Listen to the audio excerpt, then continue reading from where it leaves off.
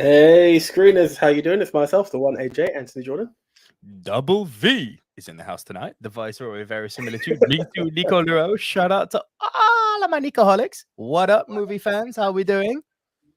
Yeah, how is everyone doing? Okay, guys, it's that time. I'm going to be guilty because I haven't done it myself. Get your share button on. Let's tell a few people what's going on. They could be part of the live squad instead of the VOD squad. You know, not that we hate the VOD squad. The VOD squad is equally appreciated, as is the pod squad. Shout out to all of the people of the VOD squad and all of you pod squad people. Shout out to all of you guys. I love the fact that it's 2 weeks and this has become a thing now. I love it. Bro, it is a thing. It is actually so badly a thing that you don't even know. People will see more and more of this stuff because that's what it's all about right now. So I've shared. That would be a bit. No, there's one person who specifically wants it as it starts. That's why. So it's been shared before. But, how can I say it? You know. Yeah, I'm not going to because that's a bit pretentious. We don't like our own shit. We just beg you to like it. It is what it is. It is what it is. But how is everyone doing, guys? Francis Lalonde's in the house. Den the Tech is in the house. Few of you all stand out in the comment section down below, guys. If you're here, I see a few of you watching there. Gavin Mann's in the house. Let's get a few comments up. Francis Lalonde says, greetings all. And I have to say, Nico and AJ sounds like a great names for con artist team. Cell 5. Yeah, you went the wrong way. Yeah. Cook 45, then the Tech. Hey. What up? Gavin Mann's here. Found out today that Crispin Blunt is rhyming slang. I'm not gonna lie, now I need to Google it. Oh, come on, figure it out, bro. Oh, okay. There you come on, thank you. Yeah. Jesus. Tucky's in the house too. Evening all. Nathan Jordan, your broski's here. What up, Nath? Too sweet back to you, my friend. Good to see everyone. I have a question, AJ. You're more in the know about these things than I am, and I desperately need your help. So please don't tell me we're talking about con because I just puts No. Hey, the black man knows about con. Yes, your best friend is a hardcore racist. Did you not know? Fuck's sake. Jesus. No. So we Jackie Gomez is here. What up, Jackie G? Hi. Obrigado. Thank you for joining us, Jackie. Appreciate it. And Gavin Mann says, AJ, sorry, went topical too early. Right. So I sat down with the lovely wife the other night. We were both really tired. We didn't have time to get into a full-blown movie. So we were like, oh, fuck it. Let's just put something brain dead on, which we can just watch half of and not care about. So we went to our go-to, which just happens to be the Great British Bake Off. Great British Bake Off is fun. It's great. Yeah, it's formulaic as fuck. Like you never know who's going to win, but you literally know it's like copy paste. Every show is the same, right? Now, at the moment, they're doing the Stand Up to Cancer Bake Off, which is fine. Love that. But they're doing the celebrity version of Stand Up to Cancer Bake Off. Now, much like I always kind of felt with Celebrity Big Brother, and like this, like I'm watching these people, and the way they do it with the Stand Up to Cancer episode is like they don't do a whole season. It's like each new episode has 4 new celebrities, and they just do one show, then move on to the next batch, right? Okay. And I'm looking at these people, I'm like, the one guy, and I didn't even recognize him because my boy has aged. Blake Harrison from The In-Betweeners is on there. And I didn't notice him at first. Full beard, grey beard, bro. Oh, man. Yeah, grey beard. I was like, the fuck? Oh, Neil is grey. I was like, no. That must mean I'm old. I hate that stuff. But here's the thing. The other 3 people, I was like, who the fuck are these people? I'm sorry. I may not know. But let's go for the New Day. Whoo. No, but that's how I felt like. I literally felt like, whoo. Like, who are these people? I couldn't even name them to you. Oh, sorry, Pedro Santos is here. Didn't catch you, Pedro. Opa. Great to have you here, Pedro. Thank you for joining us. Mixed Memorabilia is here too. Looking forward to today's show. Thank you. It's very kind of you. We are looking forward to going through it. But these people, man, I'm like, one's a radio presenter. Like this. I think she's a Radio 1 presenter, but I was like, don't listen to Radio 1, but I've never heard of you. Was she Scottish? No, she was very black and very Afro-Caribbean, like the opposite of Scottish. You can find black people in Scotland. Gavin, back me up. One. Oh, I know him. Yeah, that was the worst Scottish accent ever. But we won't. I knew him. No, that was bad too. It's a late one for us, Scottish don't say but, new. Is it? There was is it like a Dotty? Radio Was it 1 Dotty? presenter. There was like, bro, I couldn't even they left that much of an impression on me that I couldn't even tell you what these other people did, let alone their names. The point is I'm not going to test you. I'm just going to be like, what's happened? Like, I remember like back in the day, said the old geriatric, but when celebrities came on, it was like, I know all of these people. Now, they're not bringing on like drill stars who I won't have heard of because I'm not down with the drill music. These are people who are sort of our age demographic. And I'm like, is this what constitutes a celebrity nowadays? But here's the question. Is it our age demographic as the demographic we like to still think that we're part of? Or is it? No. It's legitimately our age demographic. I don't know. I have to be honest, and this is the God's honest thing. I believe the era of stars and superstars is long gone, and you know this is coming from two guys who like broadcast weekly live every Tuesday to the masses. And when I say the masses, I'm not disrespecting you guys because we appreciate all of it, but you know we endorse ourselves as I have a YouTube show. Now I'm not saying these guys are on our level, like they probably kick our ass financially and following wise in any category, but it's that kind of. All right, I'm just going to break it down the way I break it down very quickly to everyone when I get into this. I blame the internet and I blame Sky. Back in the day, we grew up on a channel 1 to 5, bit of Sky. Now, there are so many channels. Every household has their own, each room has their own TV, and kids just watch the internet. Now, appreciated, you may not recognize a radio star because they're on the radio. It's not your channel. You miss out. But, you know, I think back in the day, and I don't know if it's sacrilege to say his name now. I don't know if he was found guilty, but we all knew who Dr. Fox was, you know? Like, Dr. Fox was a name. You knew who he was. Who? You want to take any piece? No. Dr. Fox from Drive Time, capital of Edinburgh. Like, he was... Okay. See, this is why I say you're more down with the people than I am. I don't know who the fuck that is. Let me try this one. We all were aware who Chris Tarrant was. Yes. Who wants to be a millionaire? Right, yeah. Okay, but he also done the breakfast show on ITV. But who wants to be a millionaire? But yeah. So like we But what I'm getting at, we knew a few radio presenters. Chris Evans, not Captain America, the ginger one. Yeah. There was a few. Yeah. Or TFI Friday, if you're that old enough. But like, this is what I'm getting at. They were there. We kind of knew who they were. Now the world is so diverse that I think. Careful dropping the D word because that's a positive normally. No. It's not a bad thing. It's not a bad thing, but it limits it's diminished the possibility of having what I would call a superstar. Now, for all intents, look at when we were talking about Jason Derulo. And No. Sorry. If you say his name, you have to sing it. Jason Derulo. But you remember, Andy was like, "Why are you guys singing Harry Belafonte?" Like, it was just like, what? I remember that. But was gold. So it's like the pockets of, like, back in the day, when someone said Michael Jackson, we knew where we were going. Come on. Yeah, you say Whitney, you say Madonna, you know, we know where we're going with these. And then even on a lower level, you had your Grant Mitchells. People know more by their celebrity while we're on the case. R.I.P. Dot Cotton. But you get what I'm going with this. I do, but bro, it seems to be like a trend now. The big C label, and I'm not talking about cunt. I'm talking about celebrity, although the two cannot necessarily be mutually exclusive. It's like what seems to constitute a celebrity now is very, very vapid, because this is like, okay, fine. Bake Off was one thing, but I told you like a month or two ago when I was at that event for David Bennett, and he was doing his big gallery, like the biggest celebrity photographer of all time. You would think some notable celebrities would turn up: Elton John, Tiny Temper, Jerry Halliwell, Elizabeth Hurley. All people who were on the guest list didn't show up. So we had ended up with an event with the gallery owner trying to tell me, yeah, get a photo of that person. And I'm like, who the fuck are they, bro? And he's like, oh, that's that person. I'm like, cool. What do they do?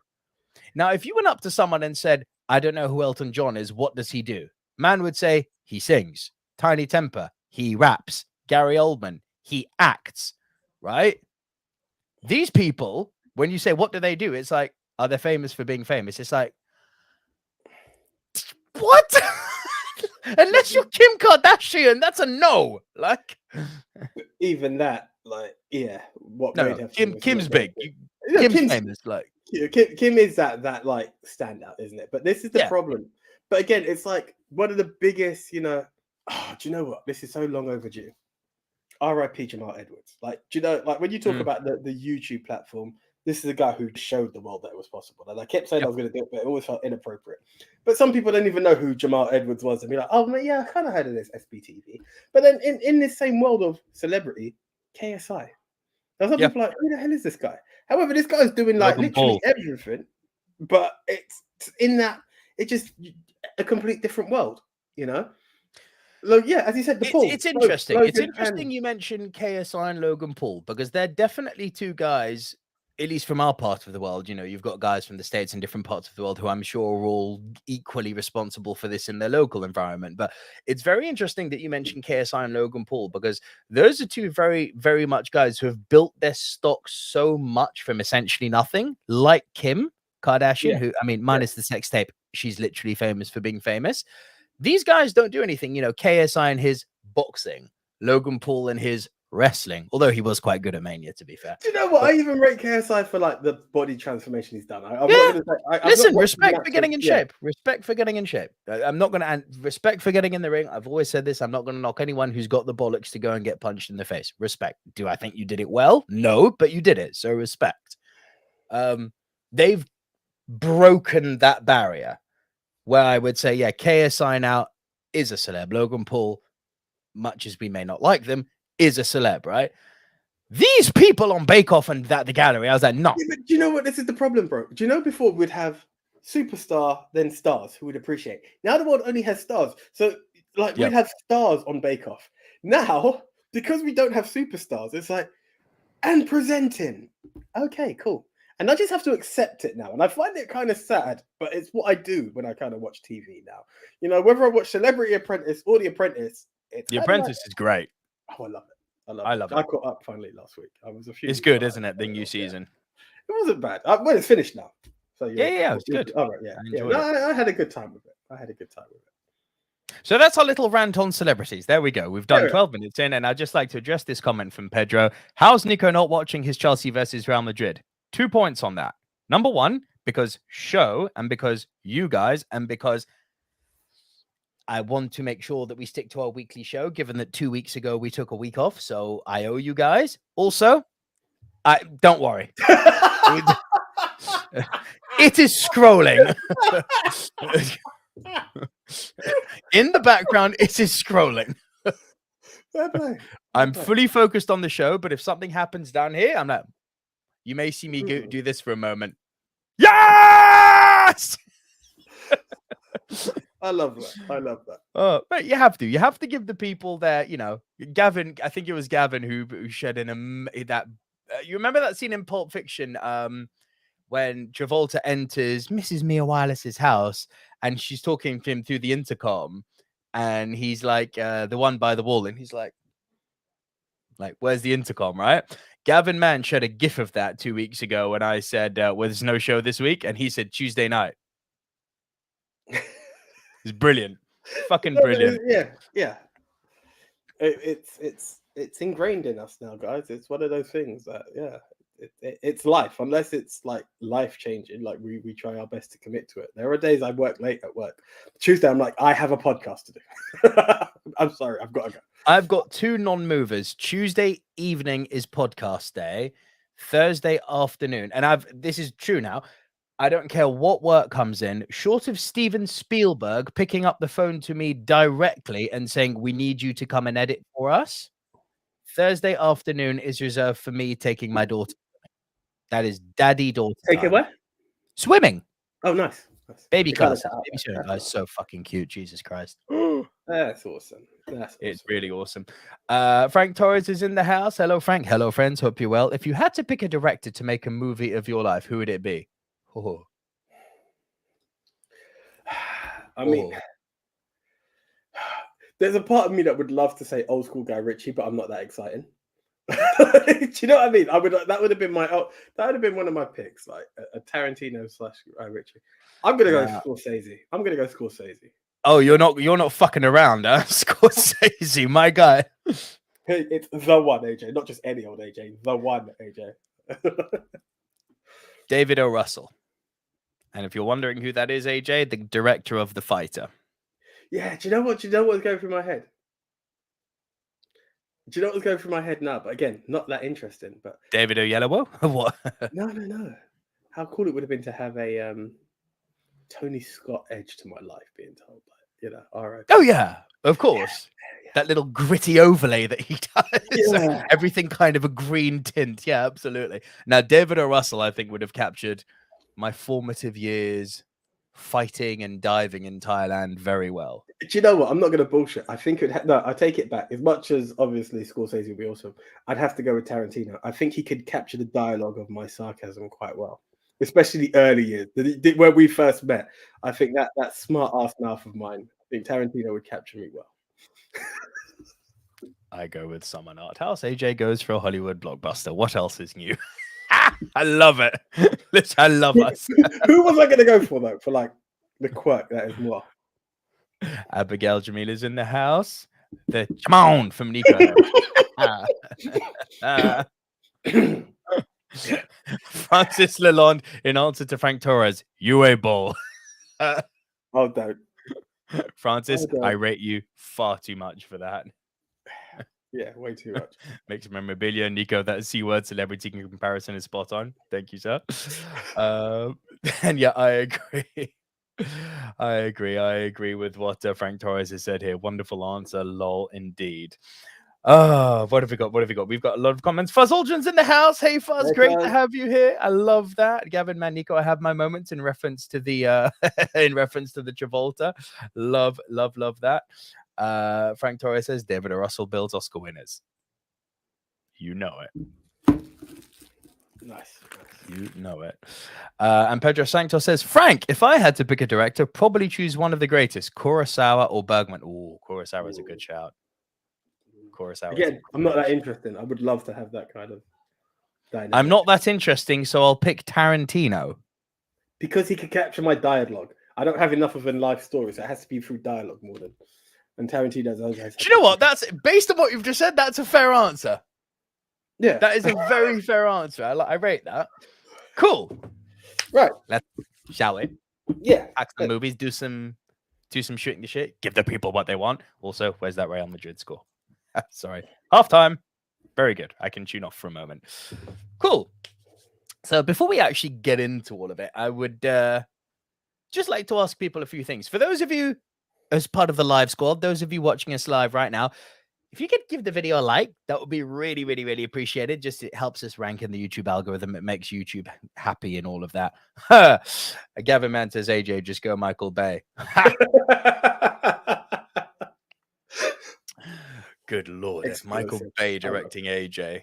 He'd probably do explosions in your dreadlocks, bro. That's how fucking out of touch he is. Literally. Like after the lockdown. You know what we could do? We can get the black guy to have exploding dreadlocks that go boom. Fucking Michael Bay. Jesus. Oh, Francis Lalong says, like, share. Thank you so much, Francis. And to all of you guys, too, please, yes, like the video, share it with anyone who you think may be interested. To the Pod Squad and the VOD Squad, guys. The same goes to you. If you can always like after, we still tune in. And if you want to comment after the video has finished airing live, I will come in and be answering the questions. I am interacting with you as much as possible. Let's make it fun, actually. For those of you in the VOD Squad, in your comments, why don't you start your comment with hashtag VOD Squad. Boom. Then I know who you are. Hashtag VOD Squad. And also, because we're just the masters of shameless plugging, as we do bring you a weekly show, and as because some of us choose to miss our favorite teams playing in very important Champions League games, and because for most part, 2 weeks ago including, we try not to really miss weeks and give you guys weekly content. If you happen to like the content, no expectation, but please do head on over to buymeacoffee.com/movie dudes, and this is not an exaggeration, for literally less than the price of your daily Starbucks, for as little as £2, 2 little sterlings, you can support the two guys who bring you weekly content. Super appreciated. Indeed it is. Indeed it is. Gavin, man, I am VOD Squad and Pod Squad. Well, you're here, Gavin, so you're also Live Squad, technically. You're the hat trick, my man. Thank you very much, Gavin. That is indeed the one. Now, again, people are thinking like, well, we know the VOD squad of people who watch after this show, but yeah, they're watching it either on Facebook or YouTube. Both are appreciated, guys. But who's the pod squad? How can I be part of the pod squad? How can I spread the word the pod squad? Well, guys, it's pretty easy because the Movie Mount Rushmore is available on Spotify, iTunes, Apple Podcasts, Castbox, Deezer, Spreaker, iHeartRadio, Podchaser, TuneIn, Stitcher, Geo7, and all you have to do is search for the Movie Mount Rushmore. Nope, just Movie Mount Rushmore. That would also work. You got me back for the times I got you, Fridge. Buy me a coffee. It's all good. I think by putting in the Movie Mount Rushmore, you won't find us. But hey, you never know. So let's stick to Movie Mount Rushmore. I almost want to try just for the sake of a debate and an argument, but let's move on. Francis Lalonde picks Hal Roach as their director. Jamila picks M. Night Shyamalan. The Shamahama Ding Dong. Shamalama Ding Dong. Love that. That'd be worth more than that. Well, it depends which M. Night Shyamalan. The Village, I like. Unbreakable, I like. The Sixth Sense, just take it or leave it. Lady in the Water, Abby, you are worth more than that. Did you get where I'm going with this? Like, yeah. And follows up with bless you with a hair care regime, Nico. That was one hell of a brush back. My girl. You know, I just got out the shower today too. Got my new Windle Lab shampoo and all that. Got to be, non-toxic and human friendly. Bro, have you seen the amount? Just quick. You remember when I showed you honey and I said like there's certain honeys not to buy because it says honey and honey imitations, and those honey imitations are essentially microplastics. Do you know the amount of shit that goes into fucking shampoo? Oh my God. Some of these ingredients, bro, are the same things they use to clean cars. I was like, what? No, I'm not endorsing this in any way, but funny enough, I was on Facebook yesterday and I saw this lad Bible I got from a guy, and this guy basically is, I think, stopped washing his hair for 6 years. He said it stopped him losing his hair. Again, not endorsing that. I believe all forms of washing is appreciated, but yeah, some of the stuff in there might be related to hair loss, people. So do be careful. Sorry, excuse me. Tried to pull in a bit there. Yeah. Then the text says he wants Steven Spielberg to direct his life. Sorry, the Steven Spielberg. Right, should we kick it off then, mate? Yes, we can. So for those of you tuning in for the first time, thank you so much for joining us. If you're listening to us on pod, please be sure to like, share, comment, subscribe, do all of that goodness. For the VOD Squad, same. Please be sure to hit every comment you make with the hashtag VOD Squad. For those of you tuning in live and joining us once again, thank you so much. Generally, we say this every week. It means the world to us that you come in and give us a few hours of your time each and every week. So much love to you all. How does the Movie Mount Rushmore actually work? AJ and I each get us on the topic. We go our separate ways. We come right back here and deliver to you, the Silver Screen Dudes, our individual top 10s. This week, I will go first, delivering my bottom 3. Then AJ will deliver his bottom 3. I will deliver my next 2. AJ will deliver his next 2. And then we will trade one apiece. If at any time, while we are rounding off our individual top 10 list, one person has a movie in a high position, the person will say, punt. And we will punt and talk about that movie when we get to the high position. Once we have both rounded off our individual top 10 lists, we will create the Movie Mount Rushmore. These are the 4 quintessential, diverse, must-see movies of the genre, which this week is... Top 10 con movies, and that's as in con artists, not convicts. But con artists, two-timers, doubly deuces, stings, betrayals... Grifters. Not grifted, the whole works, not convicts. Con Air is not on the list. That's the one. Okay, guys. So what happens after all of that happens? Well, this is what happens. We, the Silver Screen Dudes, as Nico said, will create the 4 diverse must-see movies of the particular category. Then, at that point, it goes over to you, because you then have the even bigger challenge of crowning El Capitan, El Numero Uno, the best of the best of the best. And to quote Highlander, the one. Yeah, there could be only one. That's what we're trying to get to. So, basically, how does that happen? You will head on over to @MovieMT_Rushmore on Twitter, or more importantly, @Movie Polls for You, good old We Love Movies, where you will get to vote for your favorite film of the category. This week being top 10 con movies. Last week our topic was the best quotable movie. And our contenders were The Knights Who Say Nee, Monty Python and the Holy Grail, Hey, bye, you like dogs, Snatch, Ezekiel 25:17. The path of the righteous man is beset on all sides by the iniquities of the selfish and the tyranny of evil men. Blessed is he who in the name of charity and goodwill shepherds the weak through the valley of darkness. For he is truly his brother's keeper and the founder of lost children. And I will strike down upon thee with great vengeance and furious anger those who attempt to poison and destroy my brothers. And you will know my name as the Lord when I lay my vengeance upon thee. Pulp Fiction. And the last one is Oh Behave, Austin Powers. Yeah, baby. Okay. I'm doing this based on stuff that you can quote in life. And this could be a bit of a risk. I'm going Monty Python at number 4. No, sir. Yeah, I knew it. So the people went the other You way. knew it, then why you say it? Because it's either people are going to go one way or another. And they go more for what they prefer as a film as opposed to the actual topic of it being quotable. And then the others would have actually kicked this one's ass. But it's fine. So we now move forward. And I'm going to go with Austin Powers. No, sir. Oh, fuck me. Okay. Snatch. Yes, sir. 9%. Disrespect. Right. In it? Absolute disrespect. I am actually in a bit of a tizzles here. Now, there's a word for you. Tizzles? What seems to be your boggle? My boggle? Here we go. How much do you weigh? Screw it. I'm going to go... That was you just said. Austin Powers again. Yep. Okay. Austin Powers with 11%. Let me stop you now. For the first time ever on the Movie Mount Rushmore podcast, we have a draw for first. Both Monty Python and the Holy Grail and the almighty Pulp Fiction are both tied with 40% of the vote. That's interesting. People love Monty Python, and it makes me happy. Good. Now, just one last thing before we get into the show, guys. JT, I'm not going to go into details, but we mentioned that he thought he had cancer. Then it turned out he didn't. He did still need surgery, and he's going into surgery, I believe, tomorrow. So, and then he's going to spend one day in ICU and should be back next week. But I would like everyone in the chat, everyone in the live squad, everyone in the pod squad, everyone in the VOD squad, no matter when or how you are watching us, please send your love to JT either in the comments, and on Twitter at Movie Polls for You. Just send him your love, send him your best wishes, send him some strength and support, please. Okay? And JT will be back with us next week. Now, best wishes to you, bro. Much love to our friend JT at We Love Movies. Now, for our lists. In at number 10, AJ. A movie which I don't think has ever been spoken about on the show.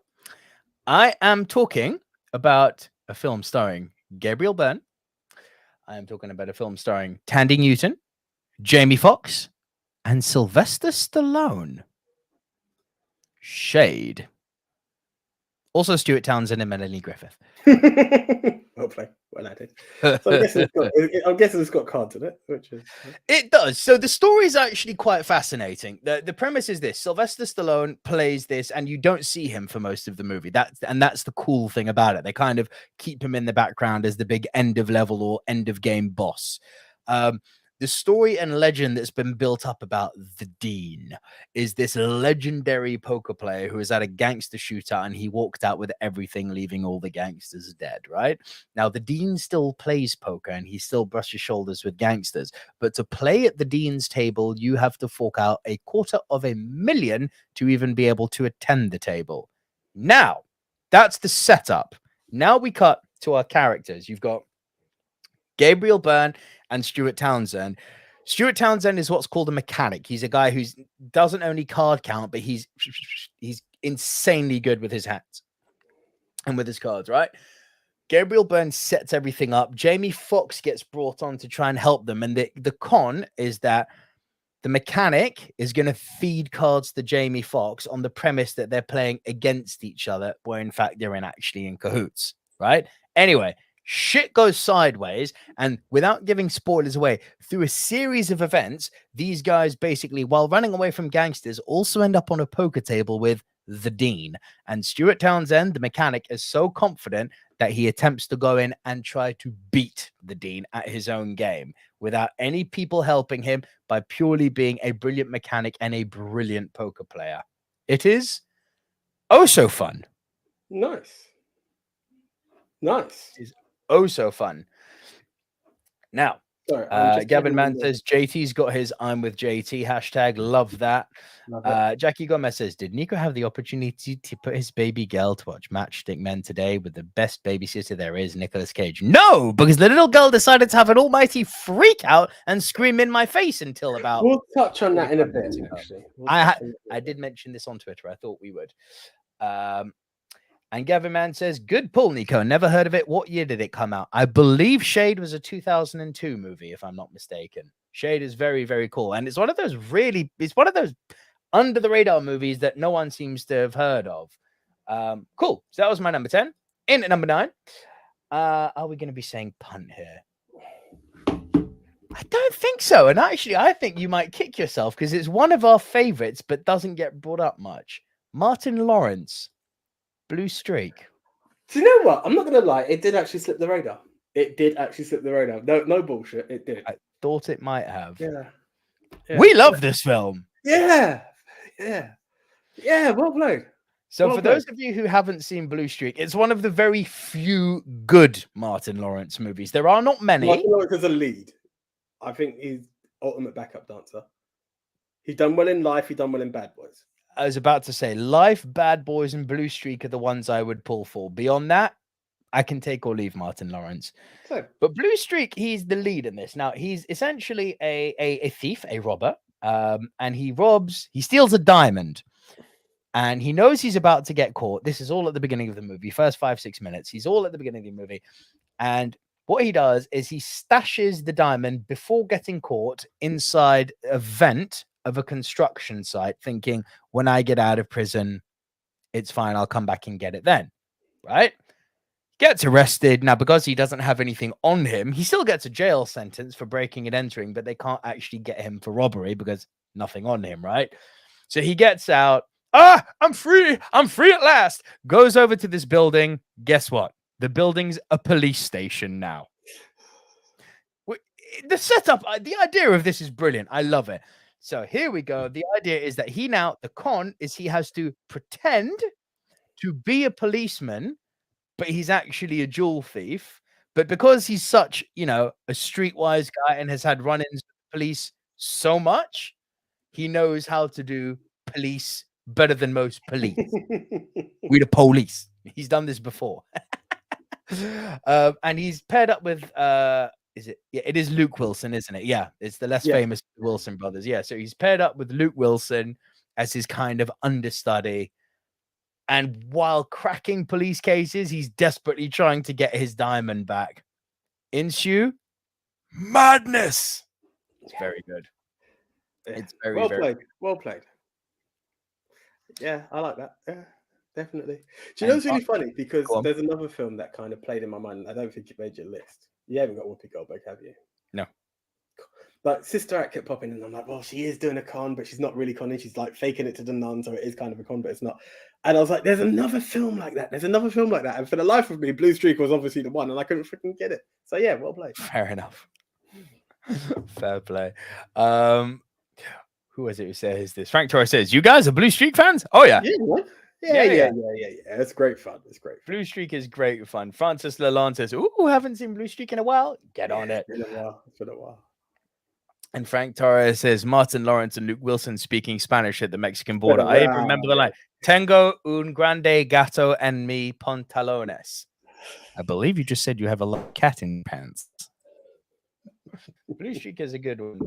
Jackie Gomez agrees. Blue Streak is such a fun movie. Martin Lawrence is hilarious. Den the Tech, loving the Blue Streak suggestion. It is good. And Mixed Memorabilia says Blue Streak was a good casual watch, not top 10 in my opinion. Yes, but I didn't have time to see Nine Queens and Matchstick Men, so I'm making up numbers here. You get me? Nate's here. Nate Dammit. Hey, everyone. What up? Great to have you. Thanks for joining us, bro. And Jackie G says it's on Netflix. I'm assuming you're talking about Blue Streak there. If not Matchstick Man, then I'm ashamed. I hold my head in shame. I'm gonna draw Time, bro. I have a baby. It's very I'm difficult. not even gonna lie. I last saw it on. I mean, it's coming up, but screw it. In your defense, I advertised last week that it's on Disney Plus. It's not there now. I don't. No, it's not. I went looking for it. It is not. I don't think it's on Netflix either. Netflix UK either. So yeah, it's a difficult one. I've actually got the DVD from like ages ago. So not that I had a chance to rewatch it, but yeah. The DVD of Matchstick Man. Yeah. I went looking for it. No have. Right, number 8. I'm going classic here. Ryan O'Neal and Tatum O'Neal. Paper Moon. Paper Moon. I discovered this film so last minute that I didn't get a chance to watch it. It's excellent. There was 2 films that I really wanted to see, and I could, obviously Paper Moon being one. There's another film. It may come up on your list, so I won't say it just yet. So Paper Moon, it's such a wonder. Do you know what I love about these old school movies? It's such a wonderfully simple premise, but it works so fucking well. It's all set in Depression era, so old school. We open at a funeral. A man is arriving at the funeral to pay his respects to the dearly departed. The departed, that could have been another one. Fuck. True. Fuck's sake.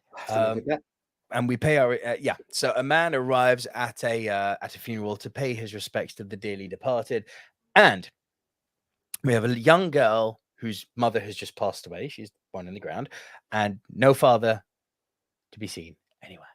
And she's like, I need to go to, I believe it's Missouri or Illinois. I can't remember exactly, which is bad because I only watched it for the first time a few nights ago. Anyway, that detail's not important. She needs to get across the country. No one can take her. This guy who's just shown up, and they toy with you in this. They never officially say it's her dad, but there's similar personalities throughout the movie. Everyone's noticing, y'all got a similar jawline, like a really, really similar jawline. So they kind of toy with you throughout. He's essentially a con man who sells Bibles, and the con is so sweet. It's literally like he shows up at people's houses knowing that they've deceased. So he's speaking to the people, the relatives of the deceased. And he's like, hey, I'm just coming to deliver your book. Now you've paid your $1 deposit for it. I just need to collect the rest. Oh, but and then the relative says, but that person's that. Oh, gee, shucks, that's terrible. And they ordered the deluxe edition, and it has this person's name on it, Meredith. And he knows that the person answering the door is Meredith. So this person who's just lost someone they love is like, oh, it's a gift he got me. It's a parting gift he got me. He's like, no, it's fine. I completely understand your mourning. Let me return your $1 for you. She's like, no, it's fine. It's a gift. Let me buy it off you. How much did you say it was? So he cons the fuck out of people when they're being vulnerable, and little Tatum O'Neal gets involved in the act. She reads people better than he does. She looks at people's houses and they're rich. We can charge more than this. And so this unlikely friendship forms with them conning their way across the country, and the cons gradually, progressively get worse and worse and worse and worse, and with higher and higher stakes, till eventually a proper full-on run-in and chase with the police. Dude, it's simple and it's brilliant. You know how when you go on Apple's website, and I'm not gonna fucking start an Apple versus PC debate here, but let's talk facts, right? Going on Apple's website is pleasurable. It's simplistic, it's minimalistic, it works, it's efficient. This is Paper Moon. Nice. I'm actually really pissed because it seemed like a great story. I just, when you find it out and you're actually like finishing off a film and you're looking, bloody hell, if I didn't had like, I'm not going to lie, there are days I'm tempted to take the day off work just to. Woo! Congrats. 2-0. Oh, wow. Okay, even further than I thought you were. Congrats again.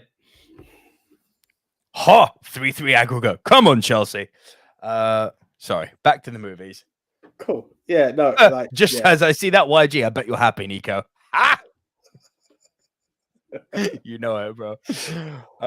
Yeah, bro. Sorry, carry on with what you were saying. No, I was just saying sometimes I'm very tempted to just I can't make it in today and like squeeze a few more films in pre-Rushmore, but it just timing. It's hard, bro. It's hard.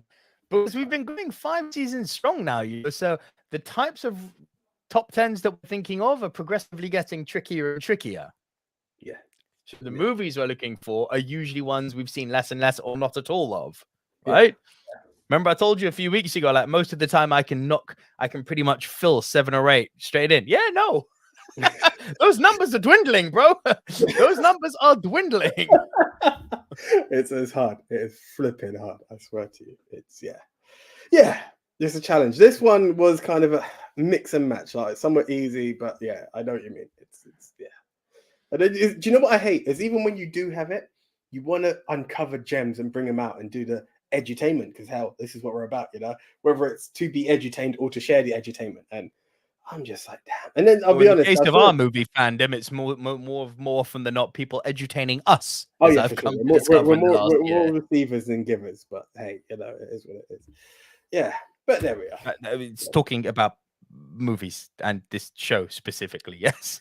You just said receiving edutainment. Like I was like, definitely. Yeah. I just wanted to specify on that so that in case one day we do become big and famous, not going to happen, but God forbid, no one can take any comment out of context here. It's like I'm keeping our tracks clean here. I'm just saying. Oh my God! Francis on Twitter Variety says Gilbert Gottfried passed away. No, Iago. Oh, is that true? Sorry, tangent. Let me jump on Twitter here.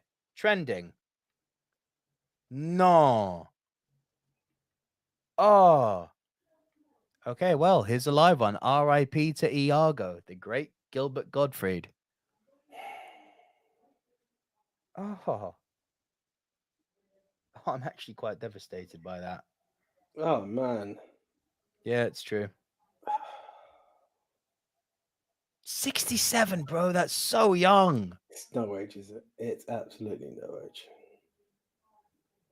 Bro, you and me are more than halfway there. That's yeah.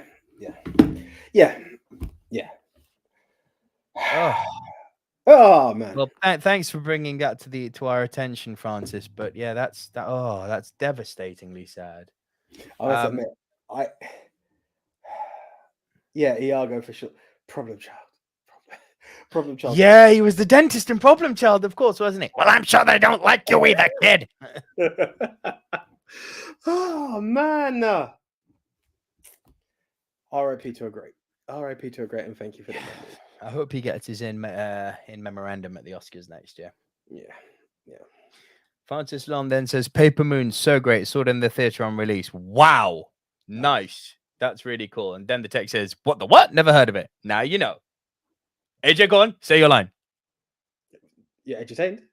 No. Oh, if you don't know, then get to know. My God. Yeah. Yeah. Mixed memorabilia approves. Good pick, Nico. And Francis line, you owe me $200.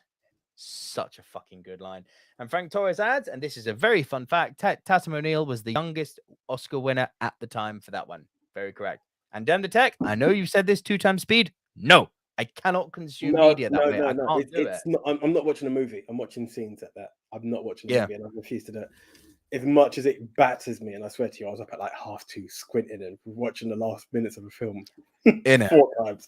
But with the fucking 7 a.m. wake up, I hear you. Yeah. Right, AJ. I will not double. Right. Okay. 10. In at number 10. It's been a while, but I thought I will never really get a chance to bring this film up otherwise. So I'm going with it. Bear with me, guys, because it is a bit of memory. Mel Gibson in Maverick, as well as Jodie Foster and James Garner. What the what? You've never seen it? No. Fuck me, bro. Okay, wow. So here comes the entertainment. Oh God, I remember watching this a lot on Sky Movies. Hey, look, I've even got a bit of wine ready for you. Hey. Don't lie, you're saving that for the Chelsea goals. But we won't guess. No lie, I've actually had a fucking hard day. That was literally just going to be done on the sly, but since we're here. Okay, well, good on you, bro. You deserve it. But so I remember this one. The whole story is Mel Gibson is a swindling card player, so he plays a lot of the trick of the hand. And the whole thing is very similar to Shade from what I remember. Now, this has been a very long time ago. This is when it first came on Sky Movies. I've seen it. He wants to get into the big game. And in order to get into the game, he needs to make X amount of money. So it's about swindling his way through the smaller games in order to make it to the final. Along the way, he encounters Jodie Foster, who I believe he's working with to get there. And one of the grand players is James Garner. Along the way, you start to see certain connections and certain twists and turns, and each of them screwing each other because they all are masters of games and know how to swindle each other. But you'll find out some connections along the way. I won't get into it any further because you haven't seen it, and I'm guessing some others haven't. Is this the same James Garner who was in The Great Escape? Yeah, bro. I'm not familiar with another one. Do you recognize the face? Does it give you? Does look like him. I think that's Yeah. Fuck. He was I know everyone's like, and I mean, I've got the guy on my fucking back wall here. Everyone going to go to McQueen, but yeah. I love James Garner in that movie. I really do. James Garner has always been my favorite part of The Great Escape. I'd have to go back. It wouldn't be fair for me to say that. I just always remember fucking McQueen. It is such a fucking good film. One that's near and dear to you, if I remember rightly. Great grandmother's favorite movie, bro.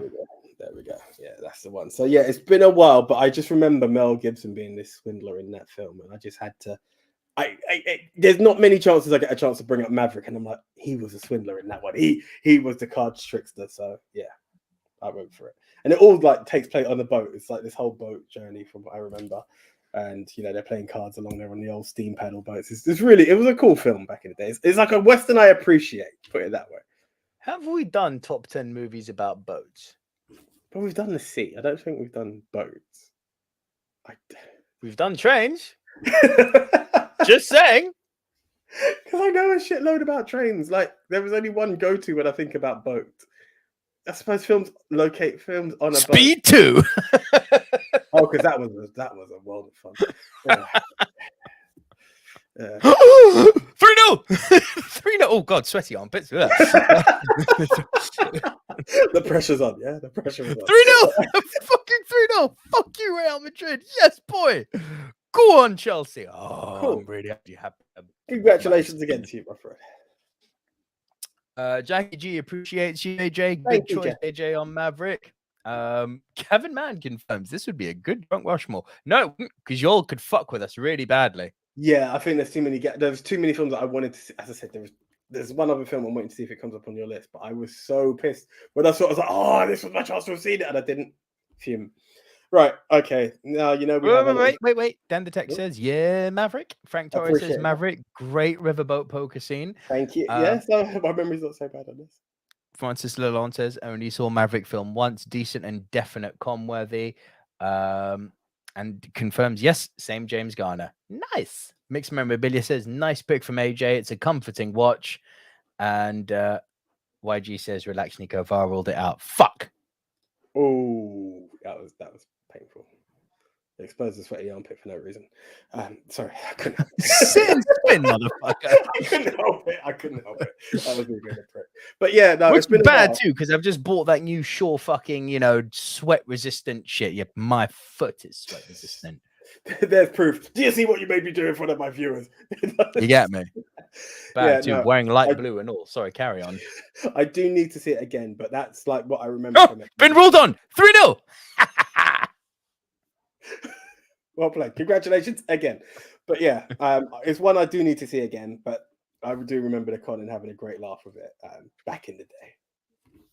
Yeah, back in the day. This is like 93, 94, if I'm not mistaken. This film was released. So yeah. Right. Okay, this one is a bit of cheese. This is a bit of easy watching fun. And yeah, rewatched it with the missus because this was the one con film she was actually really excited for.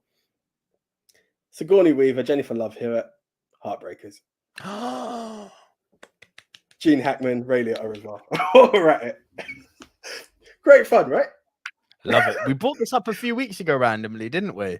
Yes. I can't remember what topic it was in. But yeah. I think I referred to Jennifer Love Hewitt as Sexy McSexy for some reason. I mean, it's not. It might have been the drunk Rushmore. It could have been. That would justify my very bad use of objectification, but oh my god, she's pretty. Do you know she's one of those people? I was watching it as well. Like, I kind of like Googled to see what she looks like now. She doesn't age. She's one of those people who's What does she look like now? Let me jump on.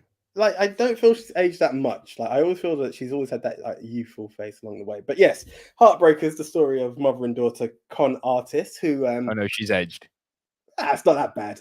No. Jump on. It's bad. Okay. She has Okay, aged. maybe I looked at it wrong. But do you know who hasn't aged?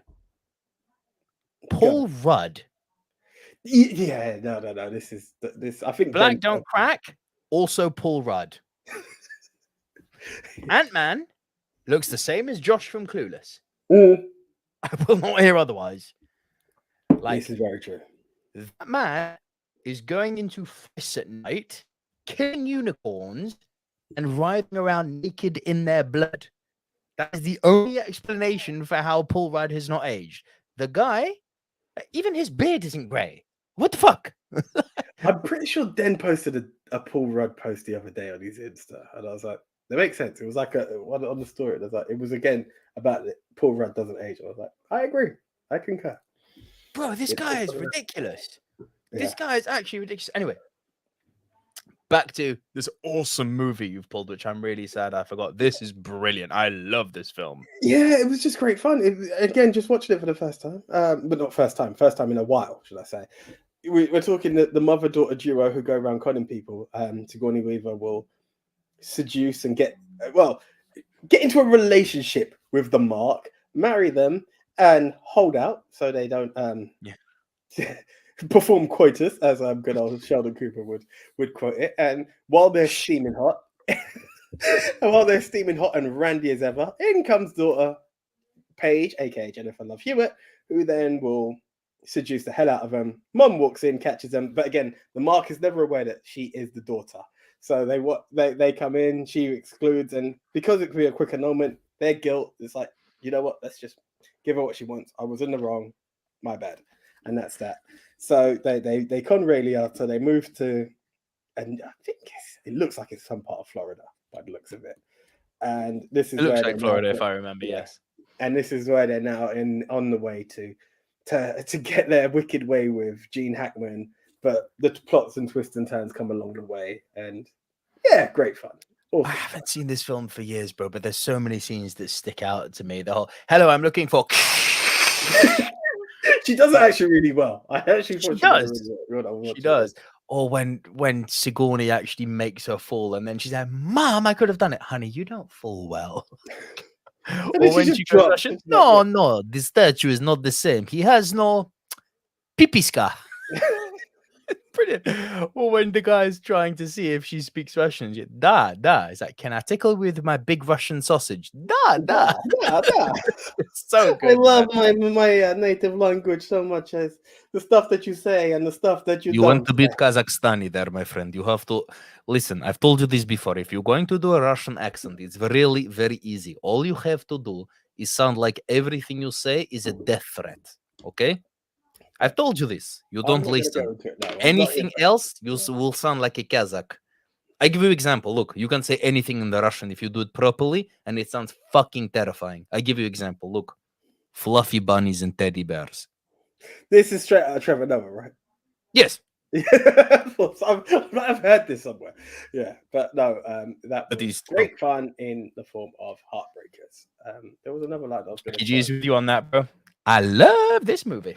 So you should, Jackie. So you should. And Frank Torres agrees with me. Oh, goodness. Jennifer Love Hewitt in that film.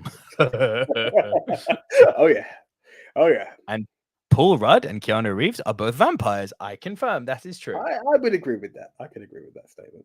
Brad Pitt was, but it's like he got regained his soul. You can see the agent started to kick in. Yeah. It took a while. For a man his age, he's got... No. Do you know who else is a vampire, which we've talked about recently? Fucking Jared Leto. And I don't mean because of Morbius. He is 50. He has no business looking that. It is ridiculous. Paul Rudd, Keanu, and Jared. You can put them all in the same bracket. That is absolutely nuts. That is terrible. Right, you're number 8. Right, number 8. It has some good points along the way, but I found the ending very fluffed. Will Smith, Margot Robbie, focus. I gave this one a miss, you know. I didn't like the marketing campaign, so I never saw it. I've heard of it, but I've never watched it. Do you know what? I watched it. It was one of those I was like, okay, let's see what Will's up to now kind of thing. And I actually enjoyed it. What I will say to you is if there's a film that ever gives you a fluffed ending that you're like, this is the film. Like, I know I have my beef with Hippopotamus, This one, I don't know anyone who's actually enjoyed the endings of this film. But if you're going to look at pulling off some cons, my God, they do them really well here. And what I really liked about this film, the whole story is Will Smith's character is one of those. He's a master con artist, and he takes Margot Robbie under his wing, and he takes her under his wing, teaches her some of the tricks, and they pull off a really good con. But he can find himself getting attached to her. So I remember he stops the car, kicks her out. He's like, "Look, just get out." It's it's getting too emotional, and he doesn't want to. You stick to the game, kind of thing. A few years later, they meet back up, and they get into it and perform some other cons, and it works. She's learnt the game independently. He's done it, but it's what I loved about this film more than anything. It's the way they learn how you can, the way they expose certain tricks of a con artist. That's what I really liked about this film. Certain things as into people's cultural traditions and what they see as lucky colors, what they call lucky numbers, what you should focus on in order to see something, what attracts to the eye, in order to lead someone to sway them into making a vote, a bet in a certain position, or to predict something or vote a certain way. That's what I really liked about this film. It was, there was another film I just remembered could have made the list. Yeah, it's fine. But it was great. There were some parts I really didn't appreciate. As I said, one of the worst endings I've ever felt in a film, but some really good ways of showing the mastery of a con man or a con artist, and that's why I thought it was worthy of making its way on the list. Okay, well, Pedro Sanctos' Focus is a great example of a completely forgettable movie, as in it's out of your head as soon as you walk out of the theater. And Jackie Gomez agrees. Yeah. Apologies, guys. Sorry to go for it, but yeah, as I said, there was some real shit moments. AJ was going so well with his list, and then sorry, Jackie. I apologize. I'm going to come back to Low Down Dirty Shame better be number one on both your lists. Nope. Absolutely not. Absolutely not. Cool. So it's over to me then, yeah? Yes, indeed, sir. So I'm just adding Low Down Dirty Shame. I don't know if it's good or bad, but it is what it is. Get your finger ready on the punt button, please, my friend. Oh, okay. Go. Ocean's 11. Oh, hell yeah. Oh, hold on. Is that George Ocean? 7 and 6. Is that George's Ocean? Yeah. Okay, it could have been the Sinatra for Ocean's 11. No, George. Okay, yeah. Back to the punt. Back to the punt. Okay. Number 6. I can't remember who I owe on Twitter for this one. That's the advantage of me being on Twitter, I guess, is that again, that's cheating. You shouldn't be able to get away with that shit, but go for it. But it's so valid, and I had a feeling that we both would have gotten it, and it absolutely should be. Okay, if it's a reminder, that's different. If it's a reveal, no, it has to be omitted from your list. But go. No, it's a reminder. Okay, this film is near and dear to both of us, like very near and dear, like very, very near and dear. But we forgot it, and then when this person tweeted me like this, I was like, "Con?" And then they reminded me. I was like, "Yeah, of course it is." Lock, Stock, and Two Smoking Barrels. Do you know what? For the sin, all my sins, I kept, mind you, at the end of it, there was one. I kept thinking Snatch, and for some reason, Lock, Stock didn't come into my head, but of course, it's truly valid. I'm gonna bury the hatchet now about a debate that you and I have, not a debate that you and I have had, because we've always agreed that Snatch is the best one, but you've always said it's the one you see first that you're more likely to prefer. I can hear that. There was a time where, because I saw Snatch first and then I went back to see Lock, Stock. There was a time where I was like, I prefer Lock, Stock. Understand this next statement with the context of I adore Lock, Stock, and Two Smoking Barrels. I love this film. It cannot hold a fucking candle to Snatch. Do you know what I think? It can't. Do you know what I think can happen? And I tell you what, the first time because again, saw Snatch first, went back to Lock, Stock, and I was like, I had the exact same sentiment as you. And then I think I overwatched Snatch, and then I happened to watch Lock, Stock again, and then I really appreciated the gems that are in Lock, Stock. Oh yeah. And I think that's where you can be like, I think I can see where you lean that way, because it's like, okay, it felt fresh. It feels like a fresh version of Snatch. But if you really compare them film to Snatch film, is a far superior film. Snatch kicks its ass, personally speaking. I'd argue that The Gentleman is a better film as well. I can't do that. I enjoyed The Gentleman. I had fun with it, but no, Snatch is my flag. No, I mean, The Gentleman's better than Lock, Stock, I believe. Snatch is still Guy Ritchie's crowning achievement. I believe The Gentleman is a better film than Lock, Stock. Ooh, that's interesting. It's debatable.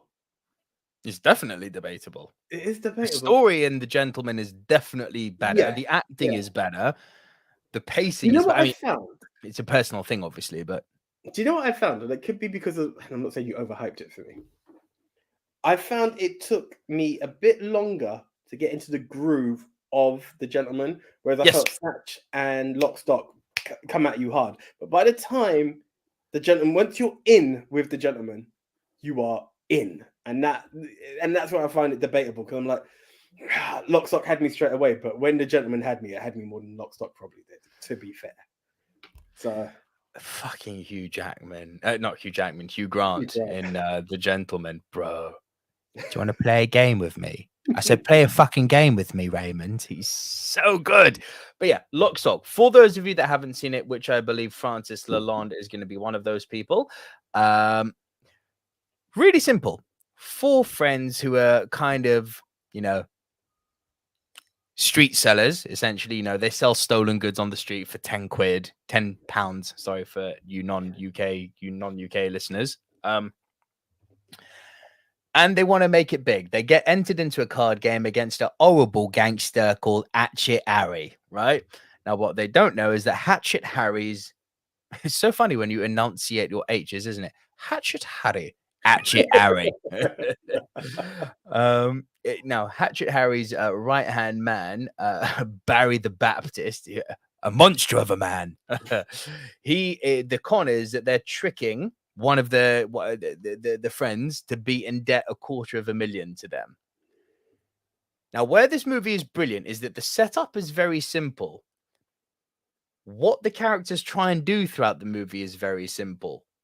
But the comedy of errors, the beautiful way in which everything so perfectly falls into place at the end, and it's all just one mistake after another that ultimately leaves, I mean, I don't want to give away the ending, but it ultimately leaves you with what it leaves you with.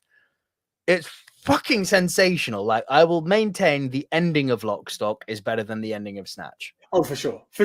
Because, put it this way, Snatch gives you a happy ending. Lock, Stock is one of the most debatable endings you will ever have. No, I don't mean the did he, didn't he? I mean the last literal third act, the last 25 to 30 minutes of Lock, Stock, where they the neighbors have found out that the neighbors have robbed them, but then Rory Breaker comes along to rob them, but then the Scousers go to Hatchet Harry, who's already got his guns, and then the friends go to see Hatchet Harry to find another bloodbath and find the Scousers dead, but then Chris, played by Vinnie Jones, finds them after having saved his time. It's just like boom, boom, boom, boom, boom, boom. It chains together so fucking beautifully, the ending of Lock, Stock. It's insane. I'd have to compare the two. Yeah. Snatch is the better film. Yeah. And the last 25 minutes of Lock, Stock are pretty fucking flawless. Cheer, Louise Dunn. We were all saying that at school, weren't we? Cheer, Louise Dunn. Oh, the best thing was being able to say that to my dad. Yeah, I believe it. I believe it. But bro, there's so many fucking good lines in Lock, Stock, isn't there? What do they say about assumption being the brother of all fuck ups? It's the mother, stupid. Brother, mother, any other sucker. It's dumb. It's pretty. What was it? Tommy, batter you at the side gag. Can you two stop flirting? I said knock him out. Don't touch him up. Fucking hate traffic wardens. Oh, mate. Yeah. Fucking hate traffic wardens. It's brilliant. The Scouser with the table each time.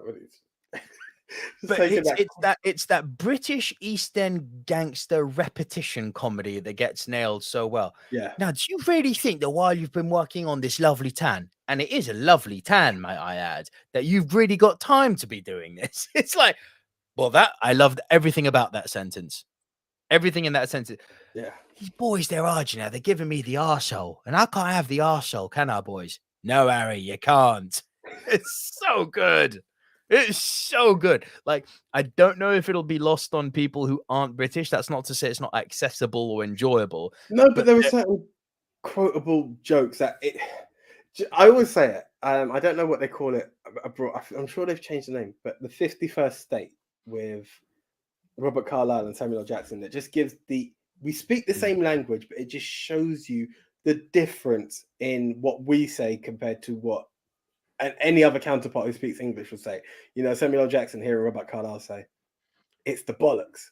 What? That means it's bad. But the dog's bollocks means it's good. Like, what? Like, you know, like, you really need to see it when they just give take these the piss. jokes. Say take the piss to an American. Yeah, I always remember that. Dan, our you guys did what? You guys do what? Your biology teacher? Like, yeah, we don't physically take the piss out of it. But yeah. America, gotta love it. Jackie G isn't happy with me. Ocean's 11 should be higher. The first movie is amazing and incredibly fun. The other two are garbage. I co-sign that. The last part. Start that sign for me, please. Start away. Francis Lalande, yeah, as I thought, still haven't seen that Lock, Stock yet. Francis, treat yourself. It's a very, very good watch. Very good watch. Den the Tech says, sorry, wrong film, Dirty Rotten Scoundrels. YG agrees Snatch is better than Lock, Stock. Thank you, YG. Gavin Mann says Snatch is faster paced than Lock, Stock, but there isn't much between them. Snatch is just ahead. Fine. Frank Torres says 1 Snatch, 2 Lock, Stock, 3 The Gentleman. Fair play. Mixed Memorabilia says Lock, Stock is still an amazing film in its own right. It's its own masterpiece. Without Lock, Stock, there would be no Snatch, and Lock, Stock is a better timeless film than Gentleman, in my opinion. I'll hear that. Timeless, yeah. I think it may last the test. I don't know. It's hard, but yeah. I mean, it's a fact.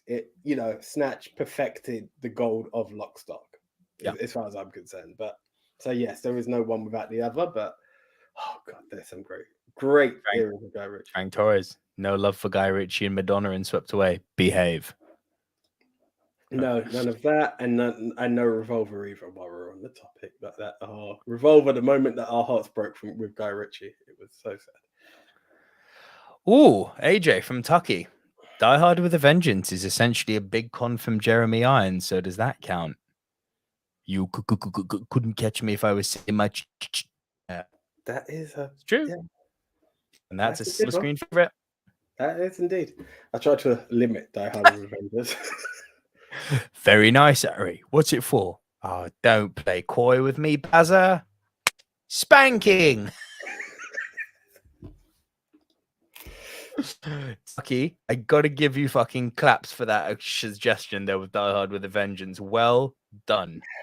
Yeah. It was a blank. Do you know what? Die Hard with a Vengeance was such a go-to that I've now buried it so deep in terms of lists and films. But yeah. We've put up so much over the years, bro. I know. Too much. Like first edition of the podcast, old school YouTube. That movie is like one of our joint favorite films ever. That one. I think the whole Delete Rushmore was based around Die Hard with a Vengeance. Oh yeah, yeah. It was built around Die Hard with a Vengeance and the other 9. Rest. Yeah, 100%. Okay, cool. So that was my number 6. So over to your number 7. Okay, Den, this was the film that you mentioned. Sorry, it's not in at number 1. Dirty Rotten Scoundrels. Yeah, I really wanted to get around to watching this. I didn't have time. I know it's on Amazon. No, I haven't. And I know it's on Amazon Prime. I'm gutted I didn't get around to watching it. Do you know Dirty Rotten Scoundrels it's a weird film for me because I watched it. I would say I watched it for the first time in its entirety just during the lockdown. Like, I have seen the second act onwards multiple times growing up. I may have caught the beginning here and there, but I was like, oh yeah, that film, I've seen it, yeah, move on. It was one time I was like, I don't think I've actually sat down and watched this film from beginning to end. And I've done it during lockdown. And coincidentally, you've not seen the remake, have you? I didn't know there was one. The Hustle, and Hathaway and Rebel Wilson. I tend to steer clear of Rebel Wilson purposefully. Fair play. I had a feeling you'd say that. I actually just finished watching that on Netflix just to see how that. I nearly toyed with worst, and it wasn't because of Rebel. It was more because of Anne Hathaway's English accent was really getting on my nerves. But it also just doesn't hold a candle to the original because, yeah, they deliver. I just love the humor. You know the story, right? No. Okay. So you've got Michael Caine, who's a very well established con man, and he goes for the big cons. When it comes to making money, he really gets a big grab. And then while doing this, while on a con, he's on a train. He's just pulled one off, and he's on the train heading back to some part of France. I can't remember. It's in the south of France where he lives. He can see Steve Martin just pulling off a small con where he's just essentially just getting a free meal out of someone, and he gives this whole sob story of how he's making money for his ill brother or sister who's starving or what have you, and he witnesses what's going on, but he realizes that he needs to get rid of him because he essentially realizes that Steve Martin's heading to his part of town, and essentially the town's not big enough for two con artists. Stuff could go wrong. He knows Steve Martin's not a match, but he needs to get rid of him just to be on the safe side. Fast forward a bit, it turns out that now Steve Martin he turns back up in this town and wants to be under his wing. He's like, "You're the main man. You know the big con. Show me how." And it's this whole training of showing Steve Martin how to do it. But what Steve Martin does now, what Michael Caine does, is use Steve Martin to be officially the understudy. So they'll find all these rich women that he will try to seduce and marry and propose to, but then he will have Steve Martin playing the special needs brother, and it will scare the women off. So he'll get their rings or their riches, and they'll go off. And eventually, while learning, Steve Martin's like, "No, I've had enough. I'm better than this. I can do this. I'm as good as you now." And that's where they have this mark where they take on this lady. So they've both got this one lady, and it's who's the first to be able to get the money out of her. And that's where the story develops even further. But as much as I'm probably not selling it as good as it is, it's great fun because of the way they try to outdo each other and the way they scare people off. Some of it is a bit cold and it's not as great. So I feel like in today's society, The Hustle kind of showed it in a more sensitive way. But yeah, this is still the better movie, and there are some great one-upsmanships that take place in this film. So it's great fun. Nice. Well, the chat seems to approve of your choice, AJ. Francis Lalonde says Dirty Rotten Scoundrels. I didn't like it first time, but sort of grew on me after a few more viewings. Frank Torres says I was expecting The Hustle to be the worst on your list. Tucky says Dirty Rotten Scoundrels is so good, not just a great con movie, an all-time great comedy. Chemistry between Steve Martin and Michael Caine is so good. That bamboo cane scene. And The Hustle did not do the bamboo cane scene, and when they twisted that, I was like, "You failed," because that is gold. Honestly, when you see this film finally, bro, you'll remember that it's the go-to scene of the film. Okay, it's that kind of, but you'll appreciate it. That's a Bruce Almighty reference, if you were wondering.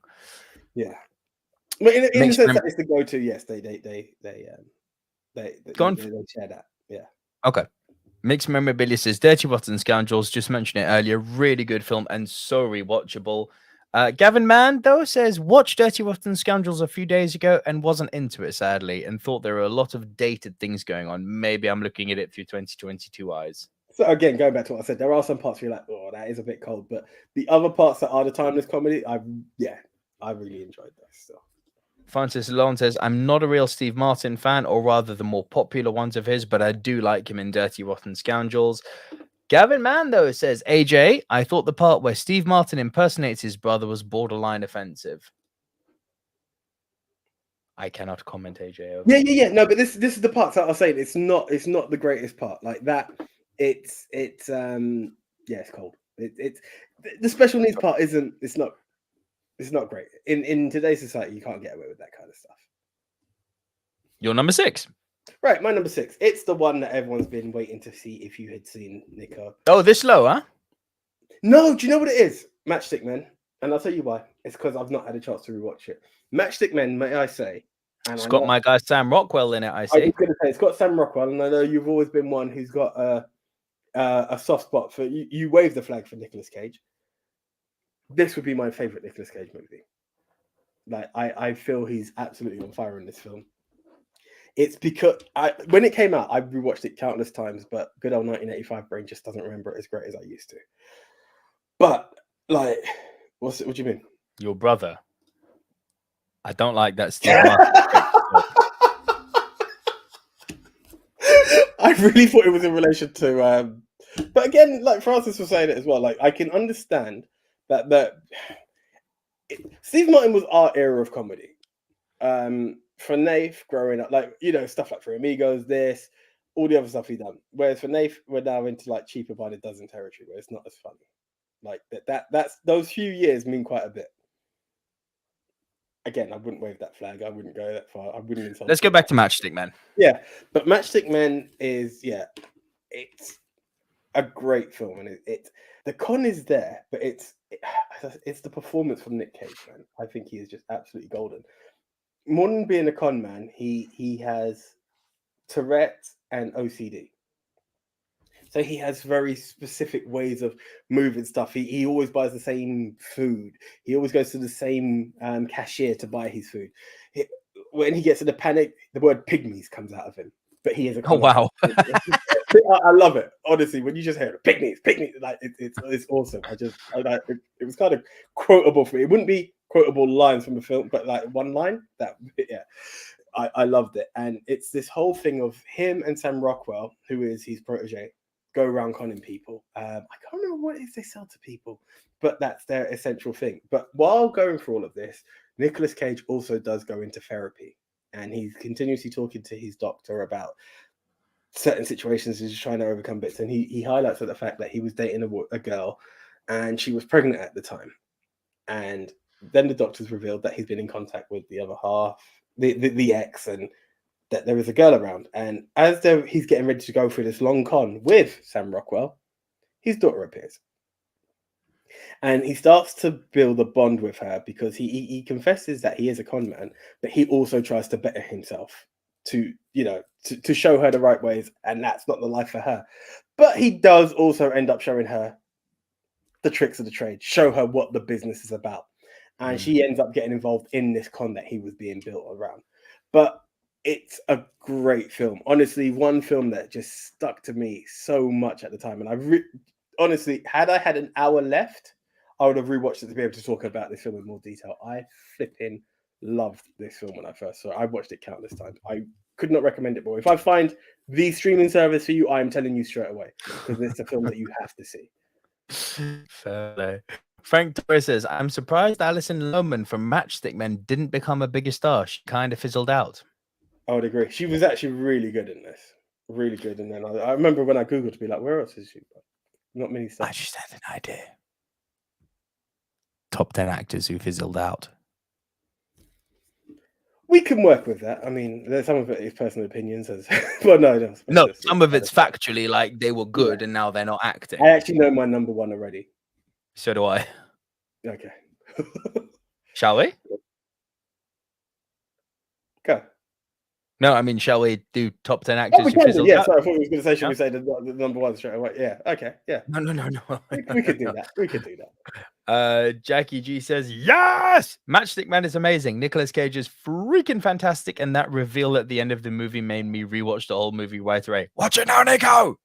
We just need to find the stream, Jackie. Honestly, need to find the stream. I have this strange. Jackie G says Matchstick Men is on HBO Max. That's awesome. HBO Max doesn't exist in the UK, which I'm makes wondering if it's on BBC iPlayer or something, because I have seen it somewhere recently, and I've got a feeling it was Disney Plus. But to be fair, if it was HBO Max, it wouldn't have been. Bro, if it's on HBO Max, there's a good chance the only place that would show it in the UK is Sky, because Sky and HBO Max are like that. Maybe now. Game of Thrones comes out on Sky Atlantic. You know what I mean? Like Euphoria, Sky Atlantic, same thing. Nath, Bel Air, Sky. Nath, if you're still watching, could you see if Matchstick Men's available on any of the platforms? You got Sky, bro. Yeah, thank you. Francis Lalonde says, Silver Screen Dudes, One Flew Over the Cuckoo's Nest, con or not? I mean, it started off that way. It didn't end that way, sadly, but it's yeah. I'd listen. I wouldn't. it's not obvious enough for me to put it on when there are glaringly obvious candidates, but I would certainly listen to the argument for it. There is a con involved. I would listen to the argument. Yeah. Cool. So that was your 7 or 6? That was my 6. Cool. So over to my number 5 then. In number 5, my favorite, one of my favorite Spike Lee movies with Denzel, Inside Man. Okay. With Clive Owen and also Yeah. I fucking love this film. It's a good film. It's like, oh, I love it, bro. Every time I watch it, it makes it. I forget how much I love it. You know, you've got those films like that. Like this film just works for me. The late great Christopher Plummer's also in this. Chiwetel Ejiofor's also in this. Like the movie, top to bottom, is fire. And this, if you wanted to rob a bank, is how you do it. Like if you want to rob a bank, you've just been given a blueprint on how to rob a bank. But the con being that they're not after the money because they don't take them. That's fucked up. They robbed the bank without taking money. What are they after? That's the big mystery. So it's so brilliant, man. The idea that these robbers are hostages, but they're non-violent. The police can't actually attack the bank while there's hostages there. And this game of cat and mouse between Clive Owen and Denzel Washington, man, it's fire. It is fire. Denzel Washington, who's brilliant at reading people. Clive Owen's character, who's brilliant at reading people. These two literally unstoppable force and immovable object colliding against each other in an intellectual face-off. It's it's a good show.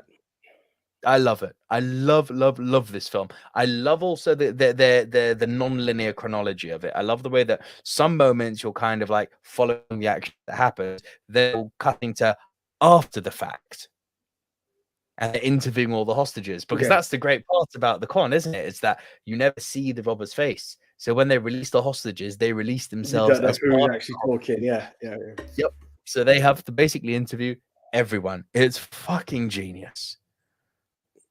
It is genius. I love it. Love it. It's a great film. It's a great film. I've seen it just the once, but yeah, no, I had good fun with it. Rewatch it, bro. Oh no, I will do. I had good fun with it. Obviously, each topic requires more attention. Gavin Matt says, I'm with Nico. Francis Leon says, Inside Man, haven't seen it. Basic concept. I think I've kind of touched it. Let me know if I haven't, Francis, and we can come back to it. Frank Torres says, Inside Man was terrific. I love the dialogue when Owen is giving Washington marriage advice during the heist and Denzel replies, thank you, bank robber. Yeah. the other line I love, Frank, is when the robbers have made their request and Denzel turns around and says, yeah, you want a chopper and a limo and money. Yeah. I've seen Dog Day Afternoon and we both know how that ends. Let's cut the bullshit and get to the part where you tell me what you really want. It's so good. Mixed Memorabilia, Inside Man is a good film. Jackie likes that. Great choice. Mixed Memorabilia. Has anyone watched Confidence? Afraid I haven't. Mixed Memorabilia. No, it was on the list. I saw it come up. I didn't get a chance to get around to it. It's like third on my list of things to see. I'm going to actually add that again because I'm going to forget.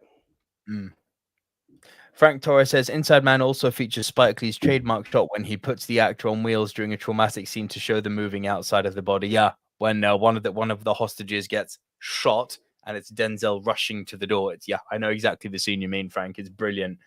Gavin Mann says, I only discovered people describing something as fire last year. When someone threw up a fire emoji, I thought they were just using a shortcut instead of typing hot. I'm getting on a bit.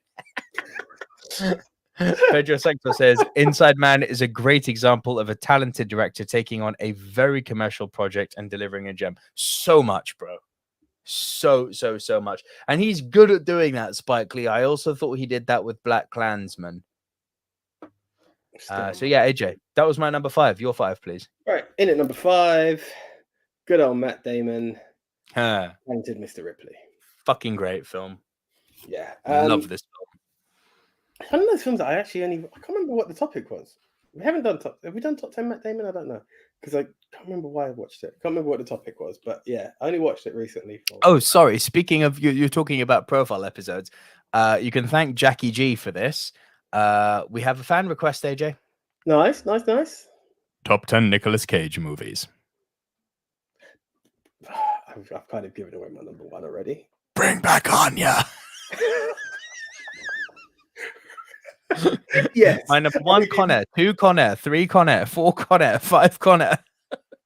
And in this week's Rushmore, Con Air. Also, did you know? Con Air. Exactly. Yeah. No, I'm not opposed to it. I'm not opposed to it. Yeah, sounds like a bit of fun. I know what my worst is. Not the bass. Not the bass.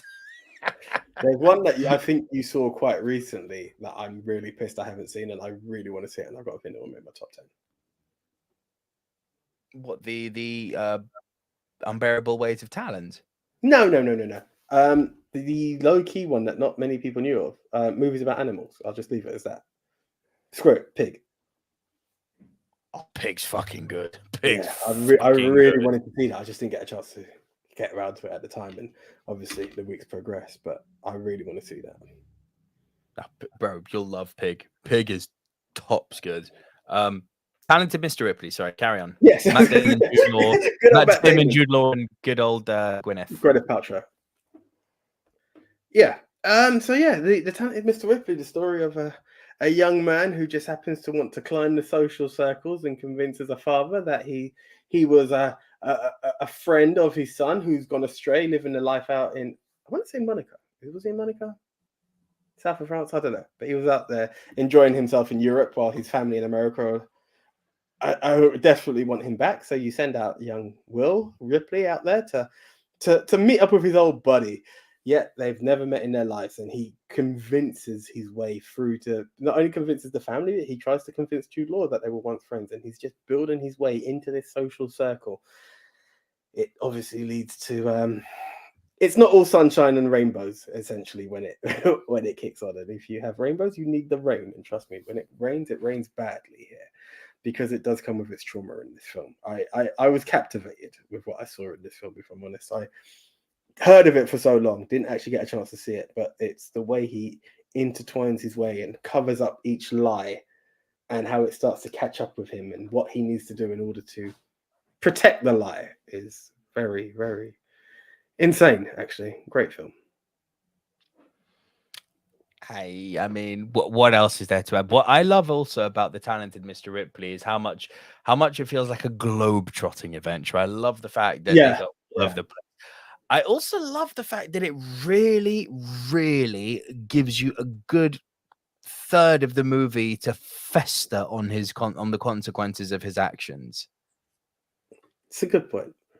Like it doesn't pull any punches. It's not just like dead, caught. It's like, you're gonna suffer through this with him. It's like, okay, cool. Yeah. I'm for the ride.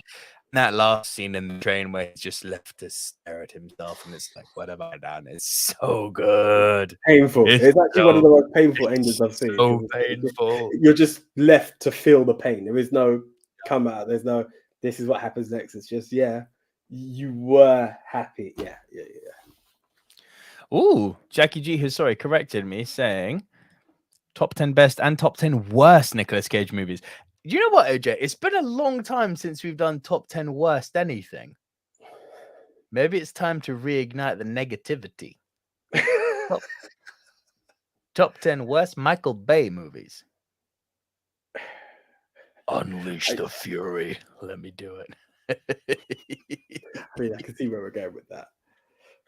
Oh no, you don't. There's so many places we can go with this. I know, but there could be like awesome guilty pleasures. But that's not bad. It's just fun. Don't say suck a dick.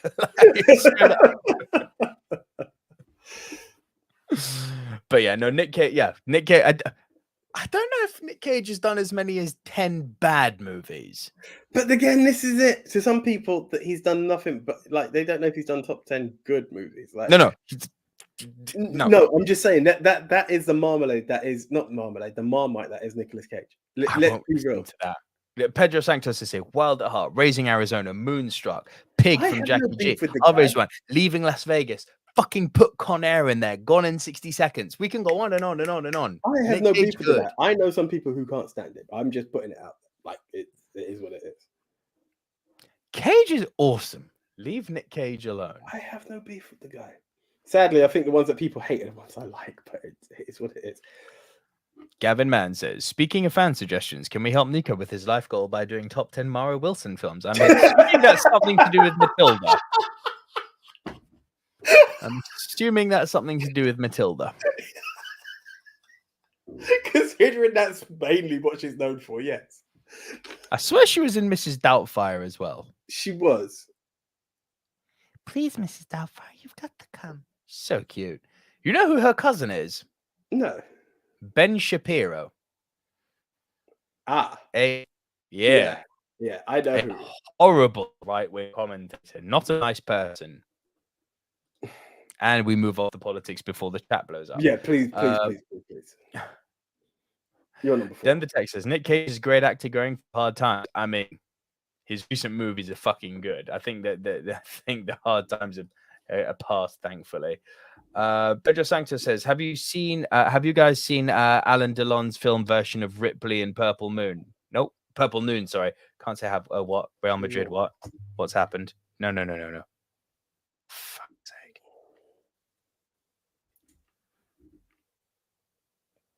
These cunts, you know. Give me 2 secs, bro. I'm just gonna literally. Francis Lalonde says top 10 worst UA Bowl films. Just take any film he's made and we just put it in anything. I was gonna say, Francis, I don't think that's just a horrible thing to ask us to do. Like I don't. Worst film from UA Bowl? Oh, it's hard, you know.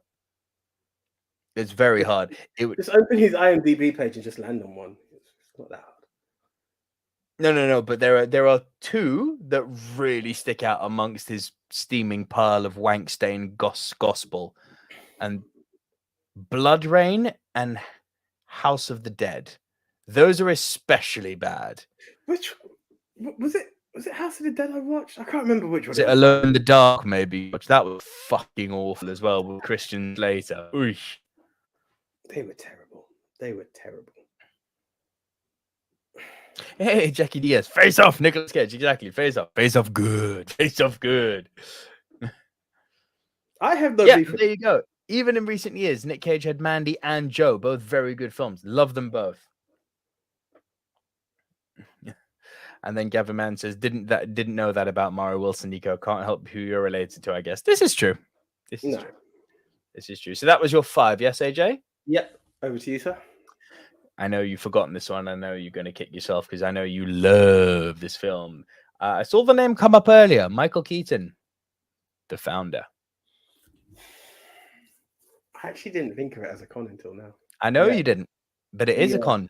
It really is. And it's one of the most heartbreaking cons that I can remember watching. And that's why I've put this movie so high. First of all, I would just like to say this movie has no fucking business being as good as it is.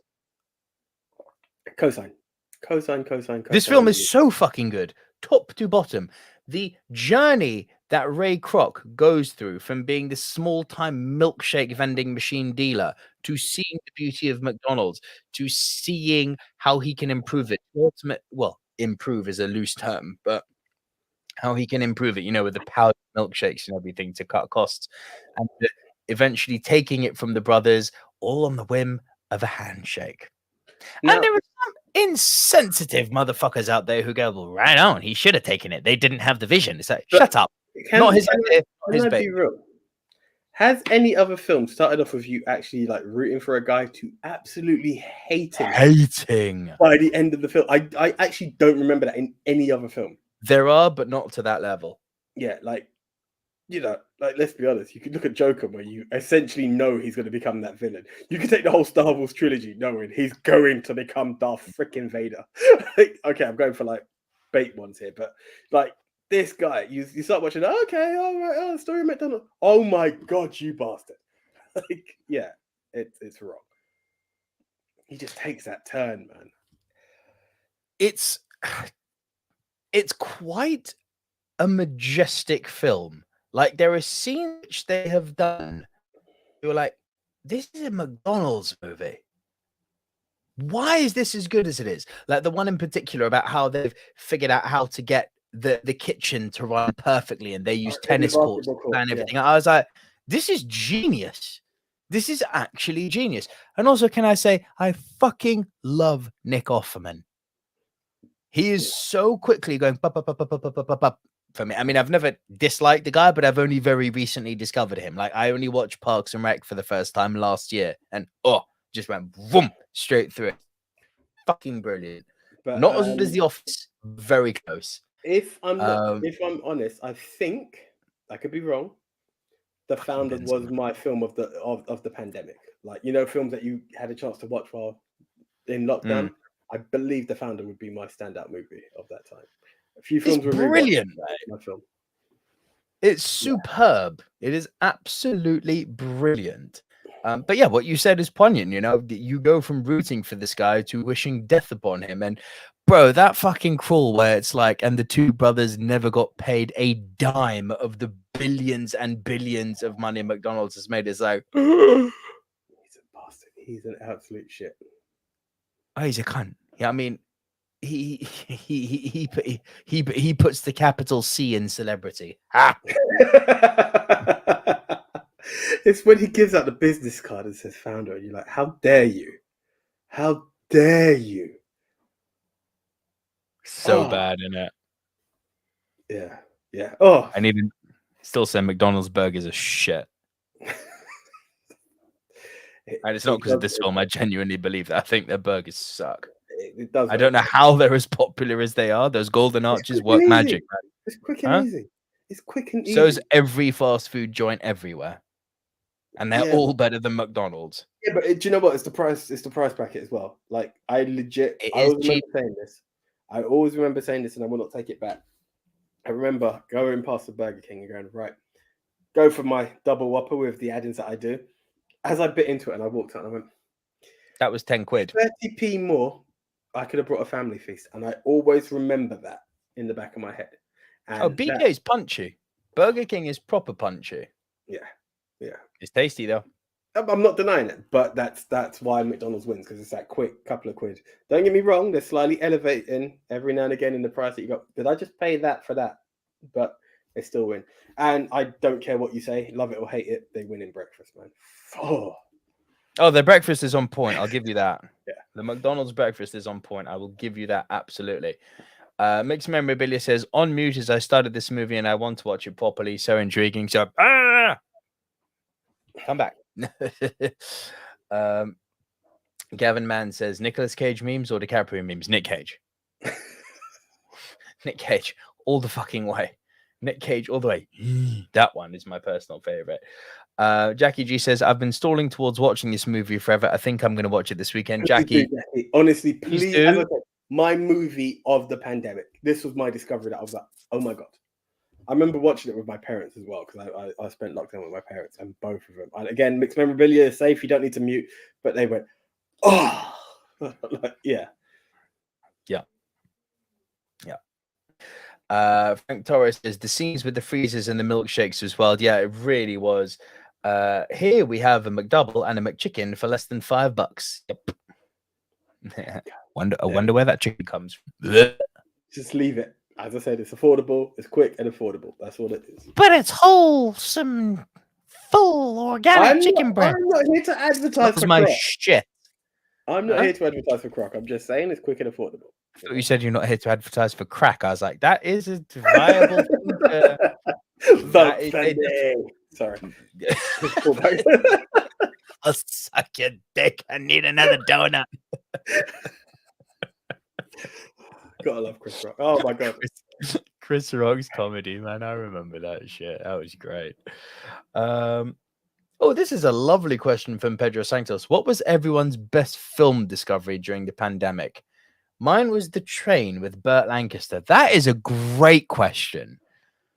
Best film discovery during the pandemic. Do you know what? Mine was All About Eve. That film. You know, the second one that really struck to me. Again, The Founder will top it, but I'm so eternally grateful for 12 Angry Men, if I'm going to go old school. 12 Angry Men. And what was going old school? Do you know my discovery of the pandemic? I've got it top. I've got it top. Then it's in my top 10 of all time now. I think Singing in the Rain. Of course, that was fun. It was great. But I there's something about legal films that really capture me, and like 12 Angry Men was exactly what I'm looking for in a film. Like I was just 12 Angry Men is a superb masterpiece. And the text says, when are we going to do a watch along with the silver screen dudes? Well, if we're gonna go if we're gonna go down the route of watch alongs, it can only start one place. Is this where we said we're going to go with Andy as well, Prince Charles Theatre? That's a great idea, but no. Bring Big Tone in and do unlimited power, bro. But hold on. In honesty, though, how would we do this? Was it that we do like a watch party through a Netflix account and then we just have the screen? Because you can't physically put this on, otherwise we're just getting... No, you literally just have the cameras on us watching, and then, we'll tell people, okay, if it's Star Wars, okay, the credits are crawling now. So then they can watch along with us, and then pause when we say pause, because now Big Tone and me are about to fucking throw down. Hey, yeah. Do you know what? Let's set that in a once a quarter thing. Let's see when we can start drawing for some of those. Probably not this quarter. Pedro Sanctos says, "I'm sorry, have you fellas mentioned The Grifters? Nope, can't say we have, and haven't seen it. Superb on film. Distraction. What the fuck? Sorry, what? I saw The Grifters. Bit of a spoiler. It didn't make. Bayern Munich have been eliminated from the Champions League by Villarreal. That's insane. Chelsea are about to be eliminated from the Champions League by Real Madrid. Yay. So it is going to be an unpopular opinion, but I actually did choose Focus over The Grifters. Oh, wow. That's all you. Bye, AJ. Honestly, it was... Come again? I said bye, AJ, because that chat's about to go after you for that. No, it will. But it's what stuck with me. I enjoyed The Grifters because it showed 3 different angles. The same way I kind of highlighted it in Dirty Rotten Scoundrels. You've got someone who does the long con. You've got someone who does fixing, and you've got someone who does the short con. And with that, it was really interesting to see how it was. I found the ending twisted as fuck. I'm not going to get into it anymore, bro. But it's like what we're here to touch on a film that isn't going to make the list. It is interesting. I wouldn't say the pacing had me. I think they did. I think that was what it is. I wouldn't say it's bad pacing, but there was just a few moments I was like, but again, it's hard when you're watching films off the prism of, I need what's next. I need this one to finish. I can watch the next film. So it got an unfair treatment from me. I'm not saying it's a bad film because it was going to be lower 10, between 10 to 8. It was in that region for me personally. I know it's like one of the top films of 1990. Ray Liotta is tops in that, absolutely tops. I like Ray Liotta anyway. Not Ray Liotta, John Cusack. Sorry, before the ball. I know who you meant. Don't worry. Yeah, John Cusack. Well, yeah, but they didn't. But yeah, John Cusack was top, absolutely tops in that. So were Annette Bening and Angelica Houston, but John Cusack was the star of that film for me, and a very, very evil Commissioner Gordon from the Batman series, Pat Hingle. Oh my God, is he an evil bastard in this film? Oh, really? I can't imagine him being evil. Bro, if you see the dirt he gets up to, you are like, like anyone knows. All I'm going to say is towels and oranges. Like, yeah. Well, Pedro Sancto says The Grifters has some of the best performances by that cast: Annette Bening, Angelica Houston, and John Cusack. Mixed Memorabilia says it's the business end guys and no mention of Jackie Brown, Tarantino masterpiece. Yeah, we talked about this on Twitter, Mixed Memorabilia. That might be for when we do another top 10 Quan movies. Oh, come on, it's not Chelsea, on my list, to be honest. Fucking goal back. Cool. Okay, so that was my number 4. So your number 4, AJ. Right, it's the punt from earlier. It's near and dear to me. Ocean's 8. Oh, snap. I thought this was your number 1. No. Yeah, back-to-back Matt Damon, mind you. Yeah. Huh. It nearly could have been. I felt it would have been my go-to. Again, like, different eras have different favorite films, you know, when you just, that is your film of the moment. Ocean's 11 was definitely my film of the moment. I remember going to the cinema for it, loving it. making sure I brought the DVD, watching it. I just love the way the whole con goes together. Oh, I know what your number one is. Sorry to cut you off. My number 3 is your number 1. I've just figured it out. Possibly. I don't Carry know. on. No, I don't know. But yeah, I just love the whole concept of Danny Ocean coming back for his missus and taking down Andy Garcia's character. He's like, but do you know what it is? Again, it's that golden moment when the penny drops for Rusty, when he's like, "This is about Tess." I just love the comedy gold that these guys have. And as Jackie said, this film was amazing. I've not done the Sinatra one. I haven't. I'm kind of ashamed of myself. I wanted to do it for this as well. Didn't get the chance to. But I just loved everything. I think everyone played their part amazingly, whether it be the con art, well, they're all con artists, but whether it's how you intertwine into, the used car salesman in Bernie Mac, the Oriental guy whose name I don't know, but the way he can just fold his body and do like all of this Cirque du Soleil madness. George Clooney and Brad Pitt as the kings are cool. Like everyone is just an Elliot Gould who just makes stuff happen. Casey Affleck and I can't remember the other guy, Scott Kahn. Like I just loved everybody in this team. They all just work perfectly. I love it. Ocean's 11. It's taking down the man who owns X amount of casinos in Vegas on fight night. Bang, they're gonna do it. Loved it. Wasn't Lennox Lewis in this movie? I think he was. I think he was. Yeah. Yes. It was a Lewis fight, wasn't it? Yeah. I'm pretty sure it was. Yeah. Lewis Holyfield, wasn't it? I was going to say that, and I was like, did they really go down that road? Yeah, they did. Yeah. Pretty sure. Listen, mate. It's your movie. I don't have anything to add. Let's just do a few comments quickly. Francis Lowen says the producers and top 3 ? Haven't seen the producers. Haven't seen it. Frank Torres says, question for you two. If you have to pick one guy from the Ocean's 11 crew for your own heist, who do you pick? Oh, the foldable Asian dude. I mean, yeah. But it would be, for practicality, it would be him. But I mean, the chance I wrote with Rusty. I thought Rusty was the king of cool. I thought Brad Pitt, ooh, cool. But I don't know what he's going to pull off for me. But yeah. Francis Nolan says, Con, Argo? Argo, fuck me. Should have thought of that. That's another one that I casually had on the list. So, all right, I'm not going to say it yet because it may come up on your list. But there's another film that I thought it would have been in the 4 to 5 region because my next 2 are really powerful. But yeah, I can't say it yet in case it comes up on your list. But there's one. Do you have Nolan on your list?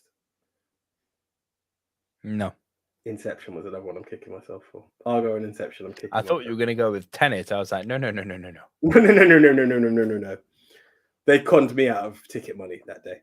That's what happened. Tenet really wasn't very good, was it? It didn't leave a good impression on me. Maybe it's going to be one of those movies because in Interstellar I didn't like the first time I saw it, mate, and now I love it. Maybe it's going to be one of those movies when we watch. As we said, it tries to be too smart for its own good, and I'm just watching people go backwards when I'm like, but by that token, I don't think Tenet will ever give me an answer for what I'm looking for because I'm like the movie literally says it won't. Remember when they're explaining the science and she says, "Don't worry about it. Try not to think much about it." Questions that I'm asking that just doesn't make sense because you're going backwards at a time when I'm pretty sure the rest of the world is going forward. How does that happen? What does that do? How's it's too confusing that I don't know if I'll ever enjoy it, but we'll see. Gavin Mann says, Oceans was number 5 for me. I'm in agreement with what Jackie said earlier. First one is worth watching. The other 2 can get in the bin. Yep, agreed. 2 is so bad. I never actually went to see Oceans 13. Start that as well for me, please, because hashtag I'm with Gavin and Jackie.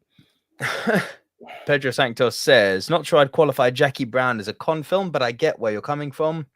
Just a different focus on con than The Sting or The Grifters per se. Mixed Memorabilia says 9 Queens has to be in the top 4 at least as the world cinema representative. You might be surprised how well it does. Look, I can't put a movie on I haven't seen. Mixed Memorabilia. I can't do it.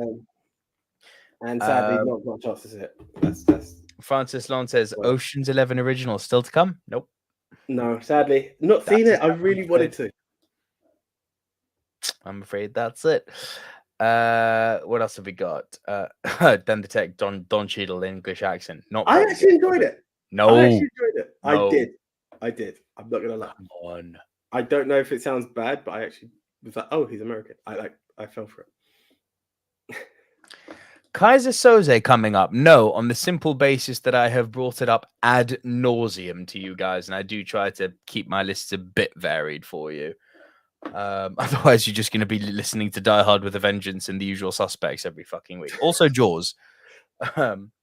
Right, Edger. So that was your 4, yeah? Yeah, your number 3, sir. My 3 is your 1. Get ready to say punt. Go. Catch me if you can. No, it's not. But it is a punt, actually. Well, then... No, it's a punt, but it's not number 1. It's not my number 1. That's where you threw me off. It's not my number. Oh. 1. Okay. Nick, Nick, do me a favor. Put your boot on because you're about to kick yourself.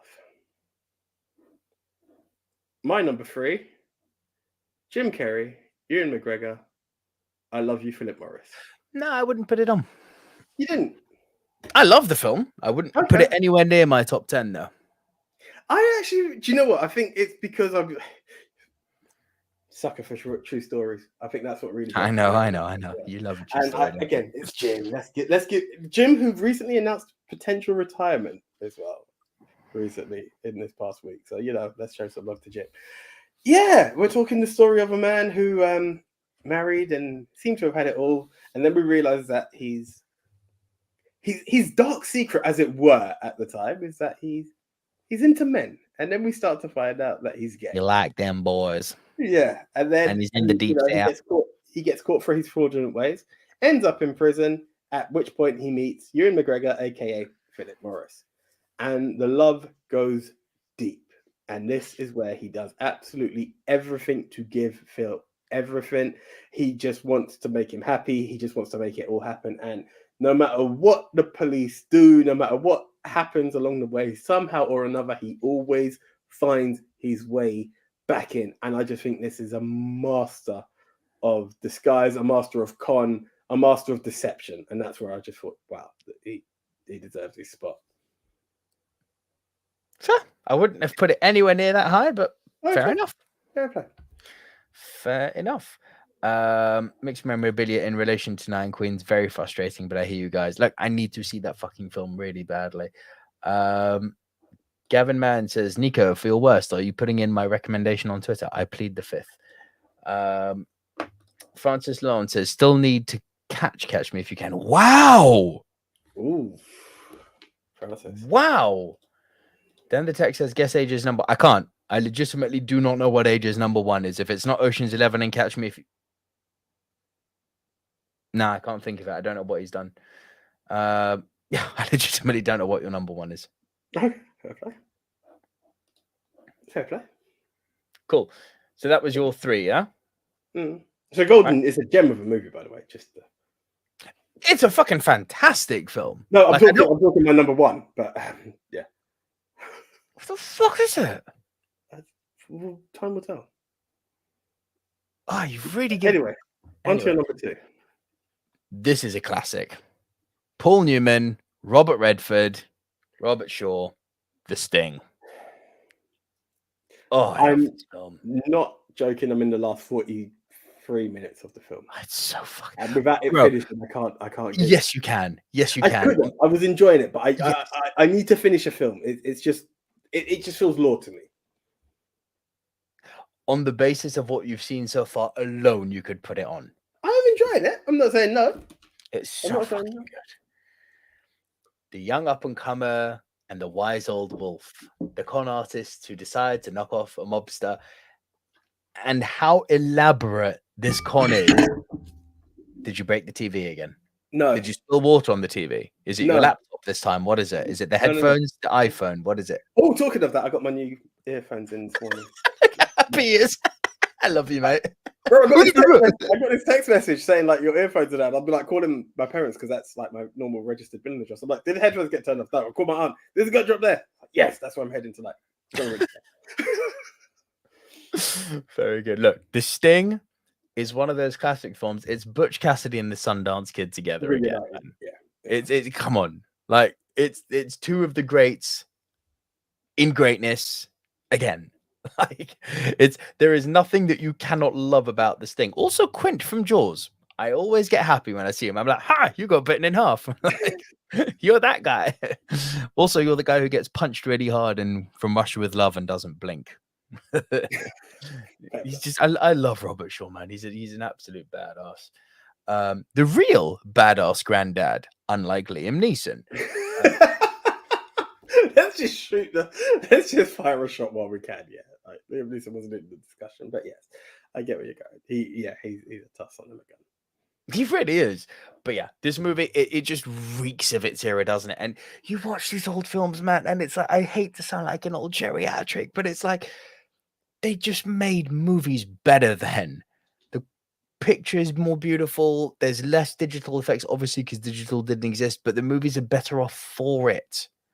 They have to be better at their craft. The actors have to be more important. They have to act more with their face. They have to time the pace of their movements better. They have to watch what they're doing with the light because they can't just fucking jump into DaVinci or Premiere and go, color correction. It's like the artistry behind these old movies is so far superior. Different, but I still maintain superior to what we have now. And this film is a prime example of that.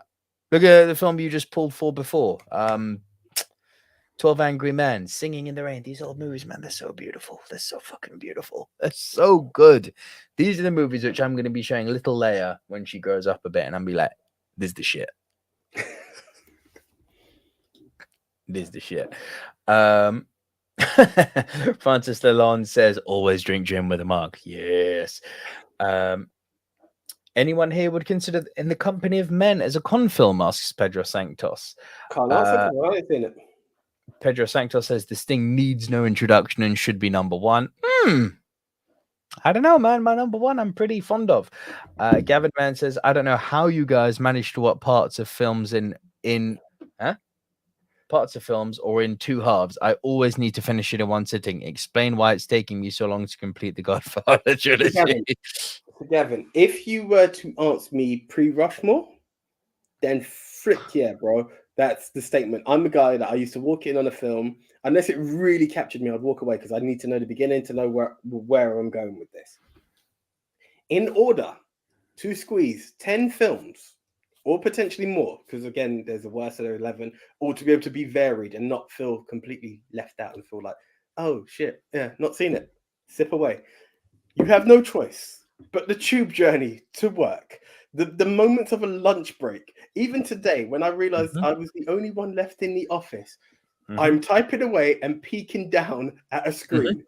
Those are the magics that are required. In an ideal world, yeah, I would do it. And again, I'm not putting her under the bus. But when the missus goes, I'm not enjoying this, you're like, right, okay, let's find something else.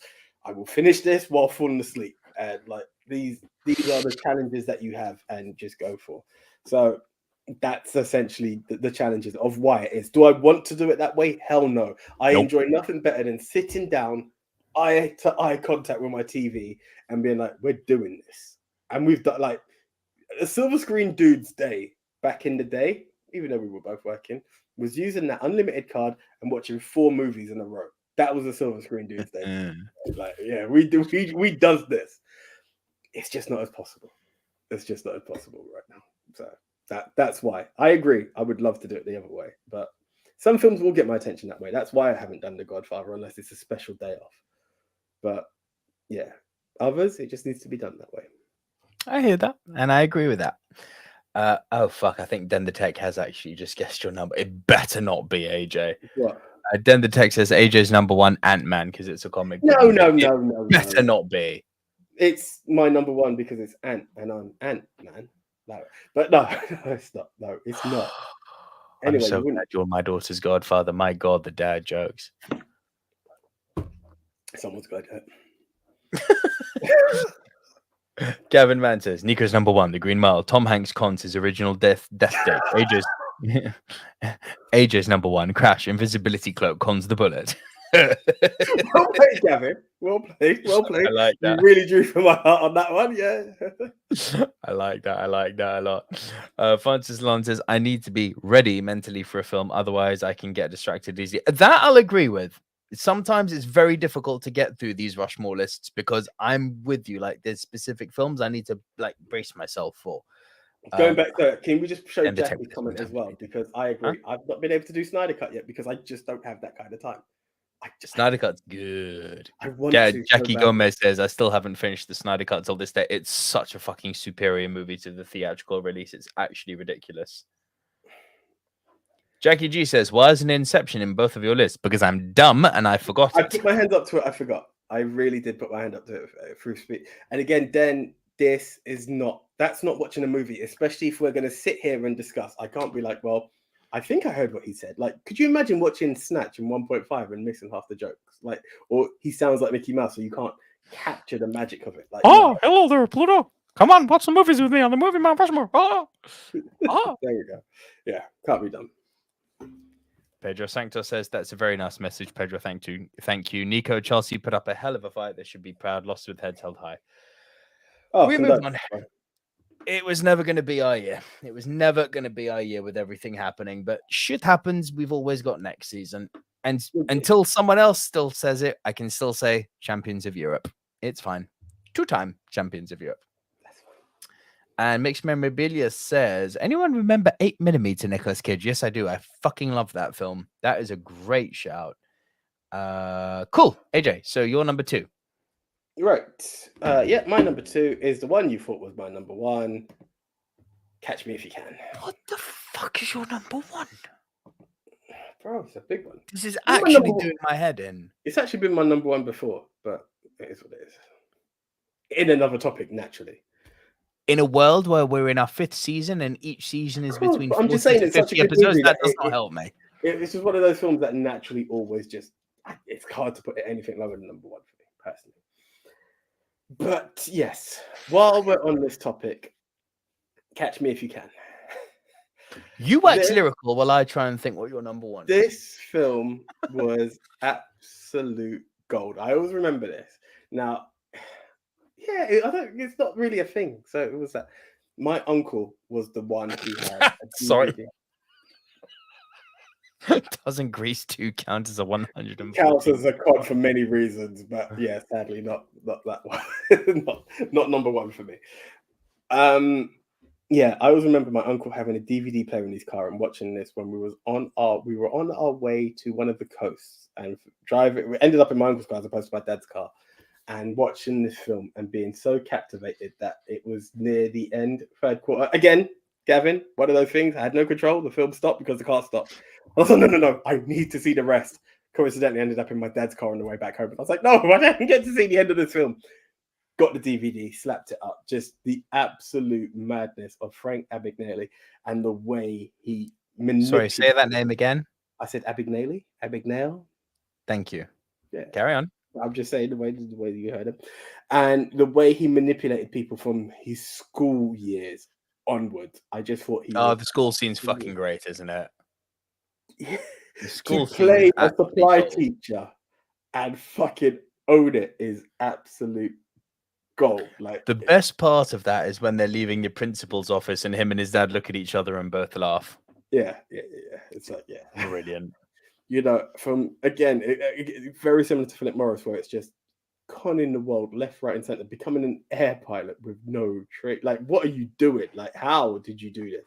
He just conned the world so much so, and then you've got the FBI tailing you, but you're one-upping them the entire way until they get you and use you to help them with other criminals. I thought Leo was absolutely amazing in this film. Leo and Tom acting opposite each other was a thing of beauty. But can we also note Martin Sheen, Christopher Walken, Amy Adams, Jennifer Garner. Everyone delivered, but joint to me, it was like joint leads, and they just kicked off the whole way through. The film was fucking gold. I'm going to go out on a limb here and say I think that Catch Me If You Can is one of the most criminally underrated films of the 21st century. I don't think it's spoken about enough. It's not. It really isn't. And it is quite fucking brilliant. Yeah, I'm going to stick to that. Catch Me If You Can is one of the most underrated 21st century films, considering who's in it, considering who's directing it, considering it's a true story. All of the above. All the tick boxes, which should make it huge. It's not mentioned. It's not in that category of conversation. You're right. It's insane. This is a nice one from Francis Lon. The Truman Show. Yeah, Conning can't and argue with Five. that. Can't argue with Can't that. argue. That would work for me.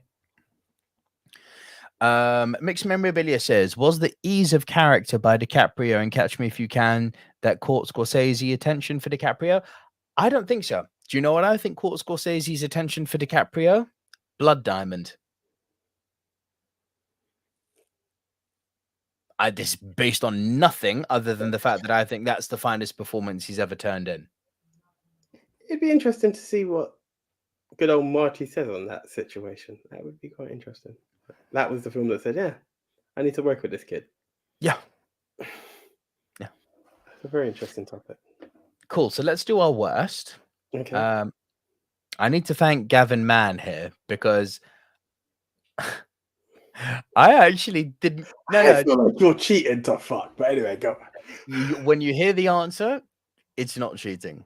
It's absolutely not cheating. When you hear what I'm about to say, you'll just be like, I'm a plum for not thinking of it myself. There's no cheating involved. Gavin Mann tweeted underneath a post I made saying, I can't wait for this to be your worst on the show. And you are right, Gavin. The moment you said it, I was like, ding! My worst. Without fucking shadow of a doubt. Fantastic Beasts: The Secrets of Dumbledore. I'm aware of a review. That's as far as I can go. Like I'm still... It is so shit.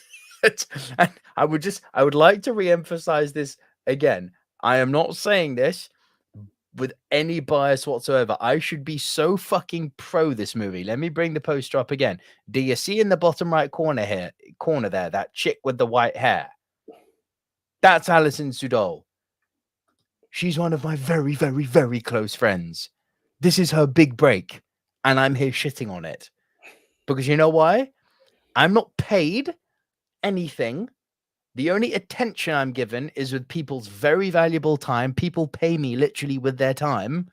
And the only thing I got, to quote Tony Montana, are my word and my balls. And I am not breaking my word on account of anybody. This film sucks. The con in it. To be fair, the con itself isn't actually that bad in scope of the narrative that they've set up, but the whole film is so fucking god awful.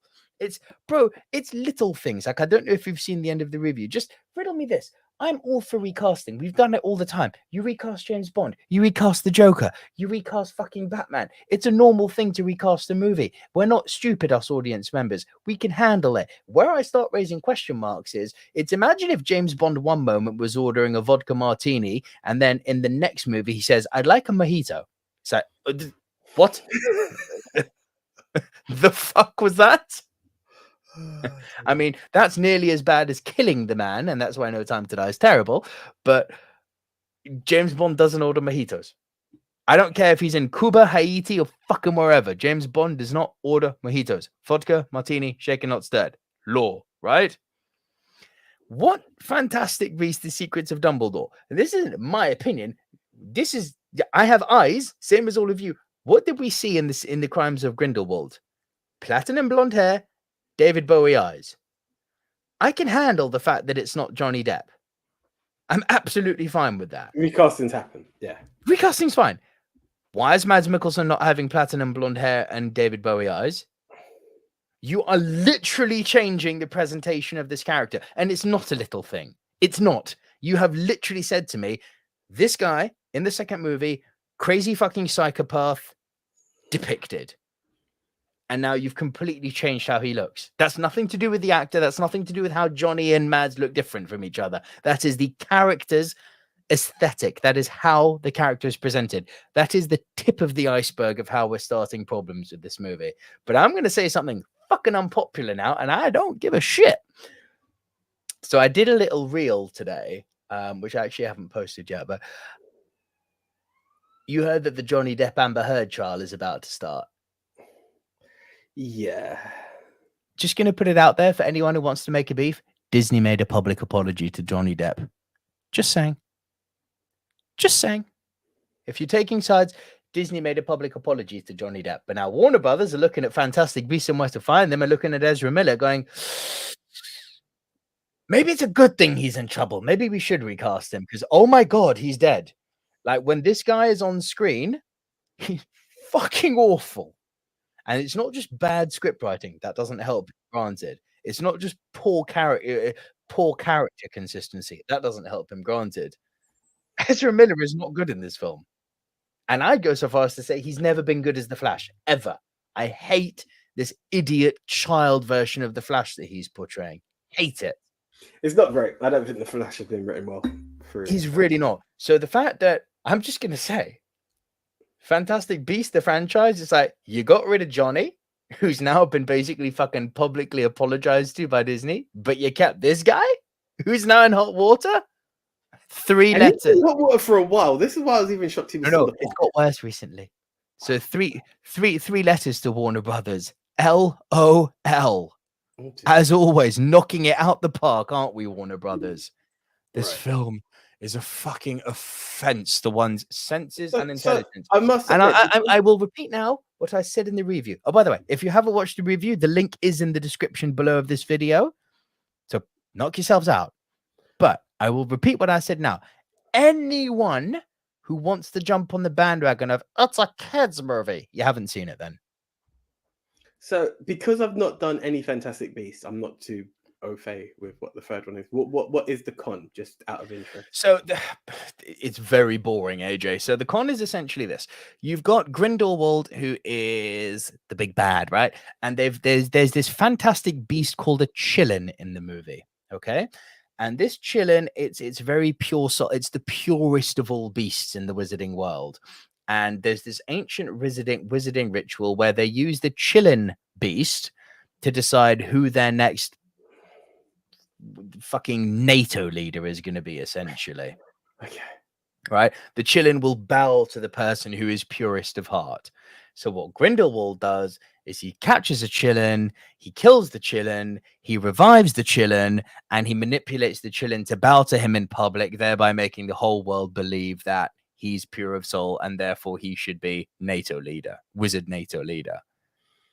And the whole plot is basically trying to stop that. But the thing is, spoiler, they don't stop it. That happens, and then they still overturn it. It's like, what the fuck was the rush for then? Like, what? The whole movie is dog shit. I don't know. I will do it because I want to do it. It's just one of the tick boxes. But this whole Fantastic Beast world is a bit out there for me.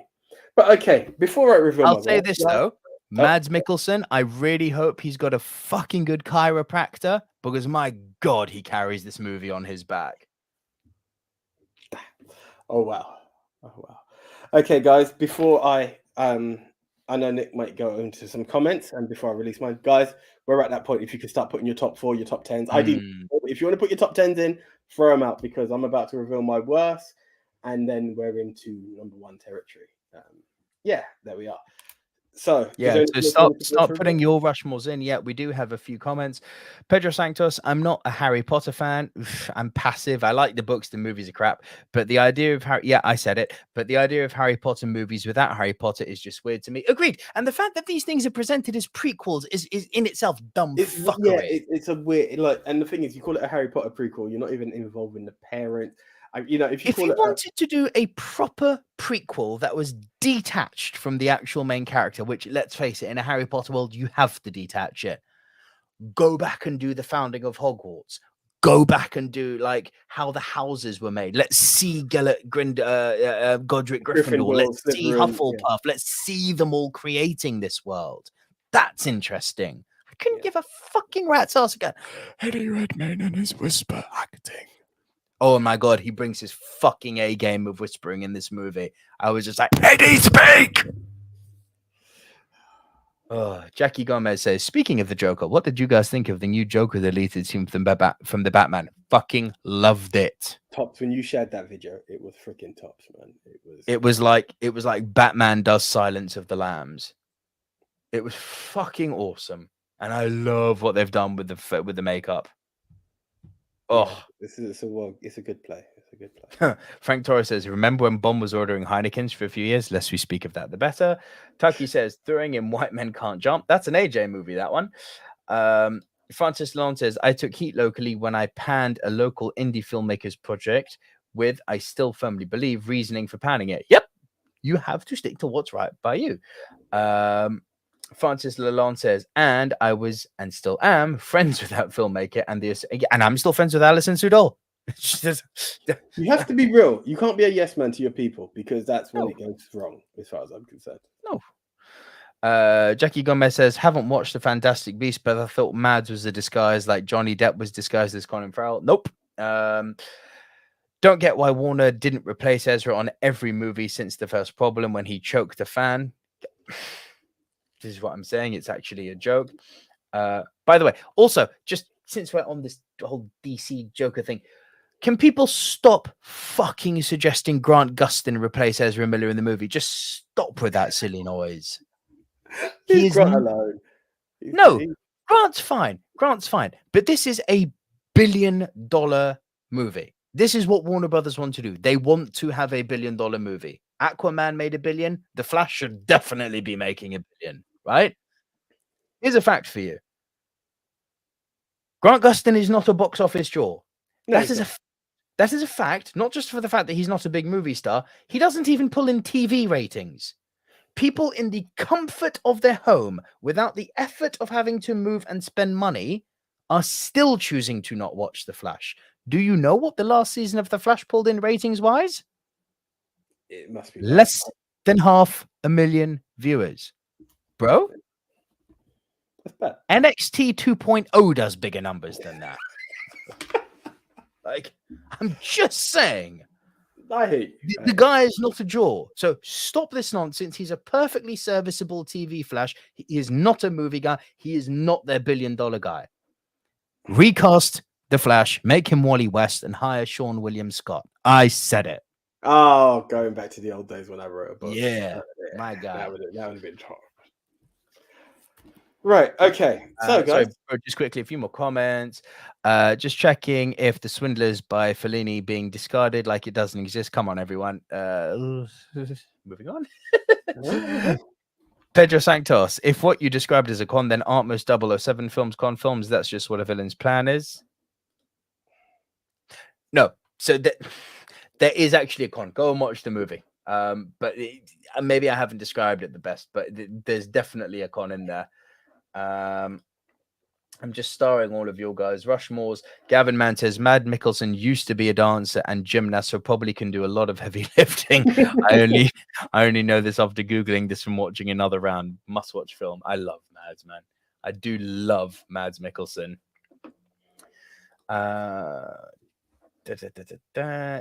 AJ Carrion, I'm just starring all of these now. Okay, so starring away. So before we went into Rushmore territory, these I requested to be starred because Jackie Gomez said Ocean's 11 should be higher. The first movie is amazing and incredibly fun. The other two are garbage. Followed by Gavin, who said Ocean's was number 5 for me. I'm in agreement. I know what you're doing. First one is worth watching. The other two can get in the bin. Guys, honestly, if I could separate one from the other, I would have put one as being worse than the other. But I honestly have this blank of them both being absolute shit and just blurring the two. So I had to put 12 and 13 as my worst. I honestly, I don't do this stuff to be like funny and ha-ha. I loved everything about Ocean's 11. And both of these films are a big blur as to did that happen in 12 or 13? They're both shit. And for that reason, Oceans beyond 11 are crap. I knew you went with 8, and I thought, you know what, 8, as much as it kept referring to Danny, done its own thing. 12 and 13 were just failures. And yeah, that's why it became the worst. What the fuck is your number 1? This is actually fucking doing my head in. Well, let's get into your number 1, and then we'll find out what my number 1 is. Oh, unless you've got the same number 1 as me. Well, potentially, I don't know. Let's see what your number 1 is. Let's see what my number 1 is. My number 1, Korean? Yes. Yes, my guy. Okay, cool. I like it when I can guess your number 1. I fucking took it to the wire on this one, though. Huh? Yeah. Okay. Yeah. Best picture winner, it has to be Parasite. Yeah. What a fucking There we film. go. That was my post. Yeah. I think there's definitely an element of hypeism behind this, because there is something objectively to be said that maybe The Sting is a better movie. Maybe I'm still on the Parasite hype train. Maybe it's because I think I may disagree. that's And I'll fine. answer that question for you. Why? Because you would have seen The Sting post Parasite, yet you still chosen. And I'm That's a not wrong, fair. because I remember you saw Right. Butch Cassidy and the Sundance Kid after we spoke Parasite the first time around. Correct. And you're still doing this. You're still going that way. For all my love of both Ocean's 11 and Catch Me If You Can, I found Parasite to be absolutely insane. When you're talking about a con, let's talk about the fact that this one individual Double con. Two for the price of one. Yeah, but I mean, there's that. But it's the grain of you. You didn't even intend to be where everyone else is an intended con artist will realize they can con. This was just a con, and then you gradually implemented your entire family into this situation, and then the double con takes place. Like it goes beyond. It is just insane. I remember watching this film, and I remember when I was like, I was like, huh? What's this? Parasite? Huh? Best Picture? What is this? Then I had a chance to finally sit down and watch this film, and being magnetized, being glued to the freaking screen over what I'm watching. And I just thought, this is magic. This is magic in motion. And that's why I would put this film into my number one. What I love, and this is testament to the film, and this is just a personal thing of how I consume movies, is that it's one thing walking out the cinema knowing you've seen something good and being like, that was amazing.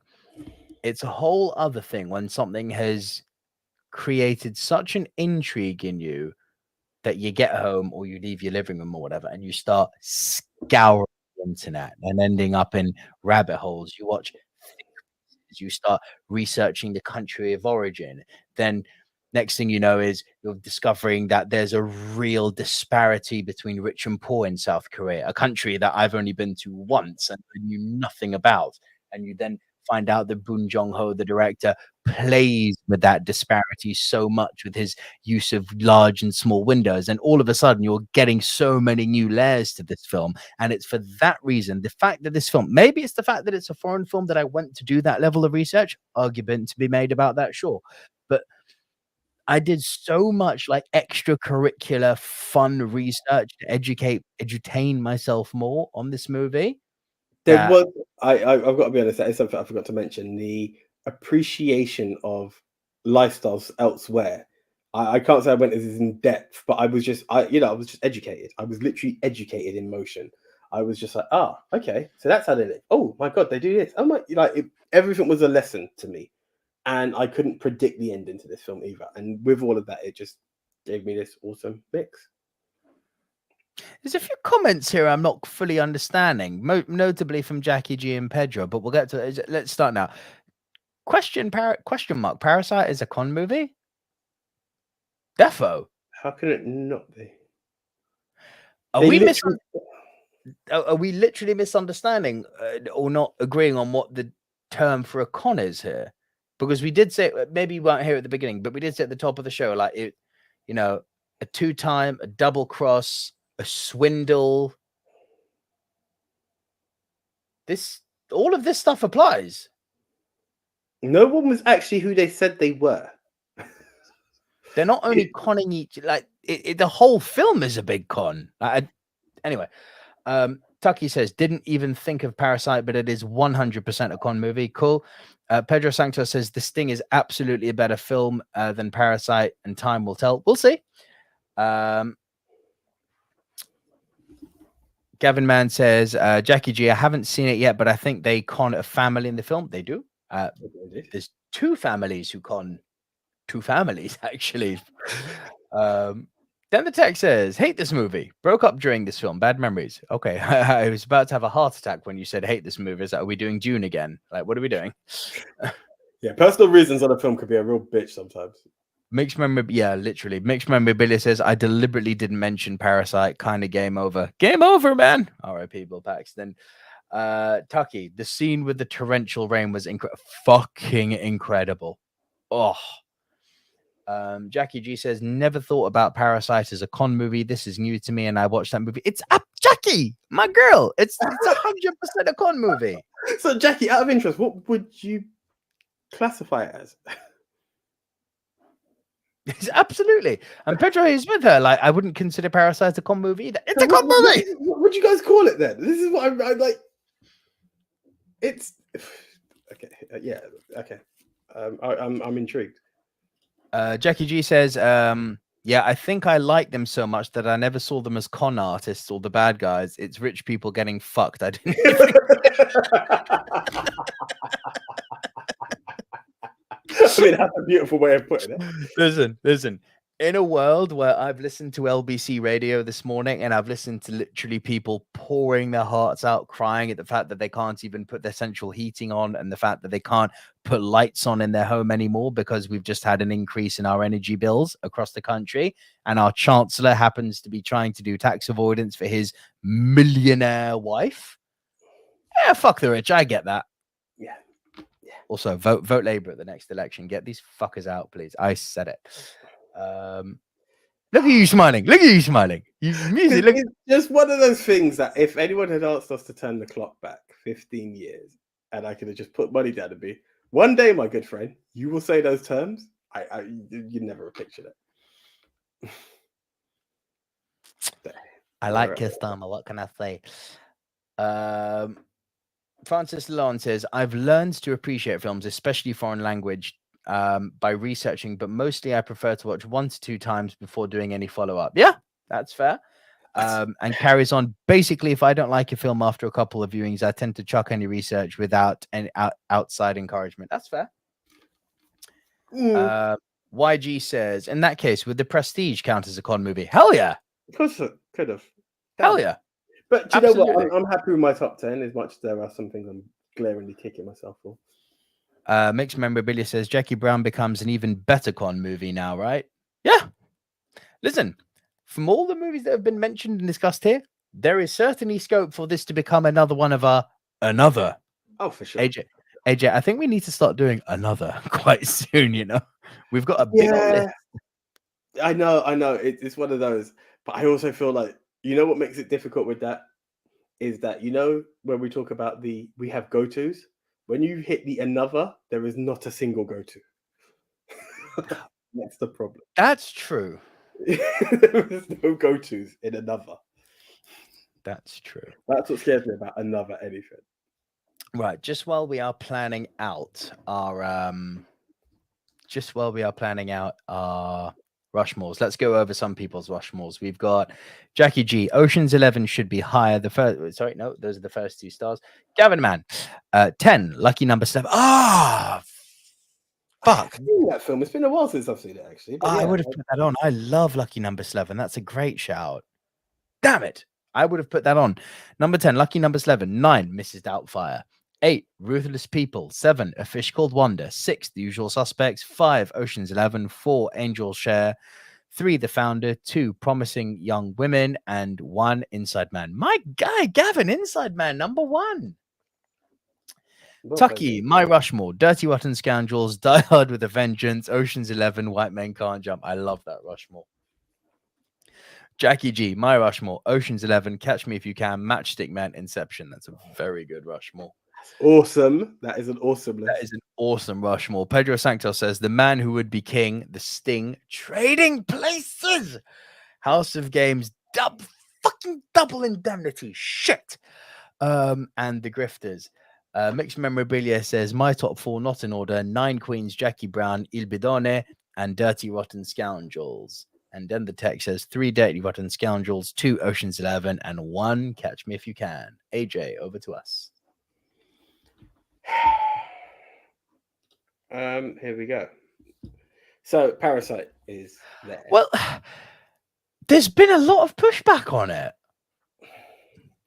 And Mixed Memorabilia even jumped in and said, like, if we put it on, it's kind of game over. So, all right. I believe Catch Me If You Can deserves a spot. I would agree with that 100%. Catch Me If You Can has to be on there. Would you also agree with Ocean's 11? Yes.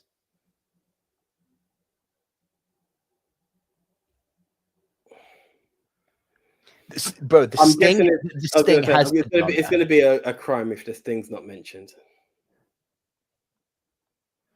So far, I'm very much liking this.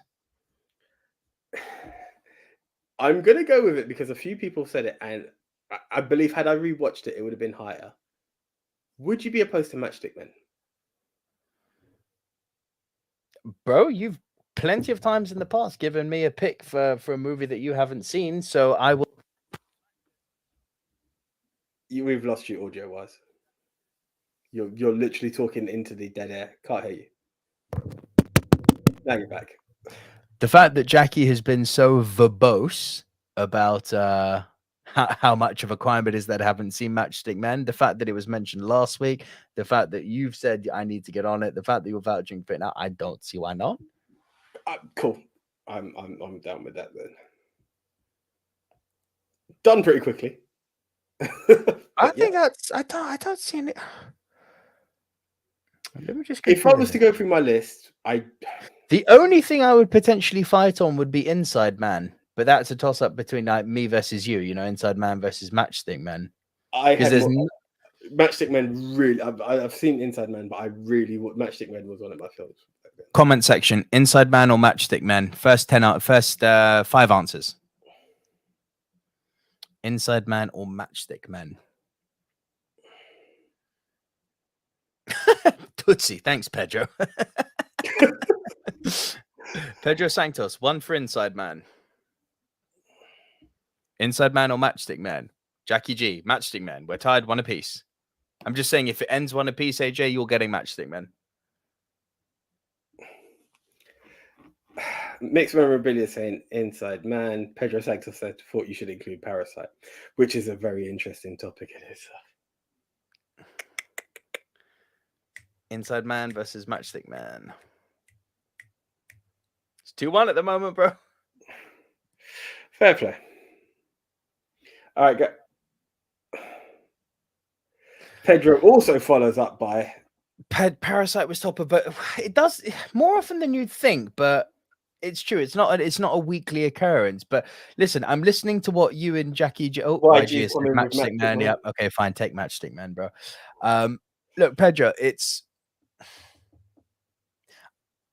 Man of the People. I have listened to what you and Jackie have said about not being entirely sold on Parasite. So I'll take that on board. And mixed memorabilia also says, yeah. I think Parasite is the jaws in this. So we have it.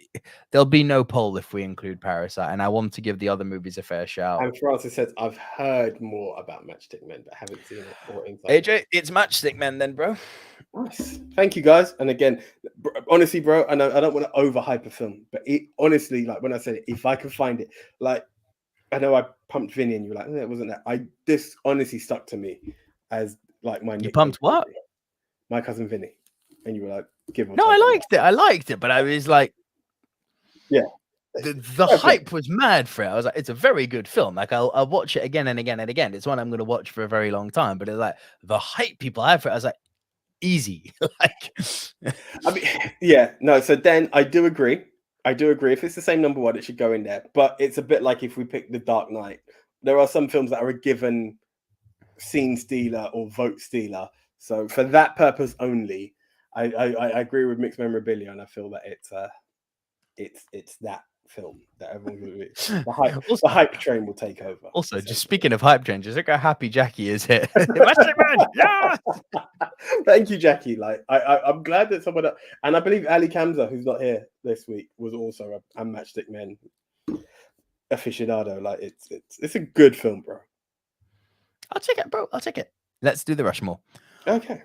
Ladies and gentlemen, the official movie Mount Rushmore of Cannes movies in no particular order is Catch Me If You Can. Our second entry is Ocean's 11. Our third entry is The Sting. Our final entry into the movie Mount Rushmore of Cannes movies is Matchstick Men. Cool. Quick one for Gavin, man. I have a bone to pick with you guys. Listen to your female-led comedies episode, and The Favorite didn't make either of your lists. Okay, hadn't seen The Favorite at that point. Seen it now. Love it. Yeah, to be fair, I haven't seen it. Girlfriend hates it. To be honest, I think she said she went to see it at New Year's Eve. Her and her family are not fond of this film. Weird, I know. I'm an Emma Stone fan, so I will hear no wrong. Apart from that film, Olivia Colman, Rachel Weisz, like it's very hard to not like this film.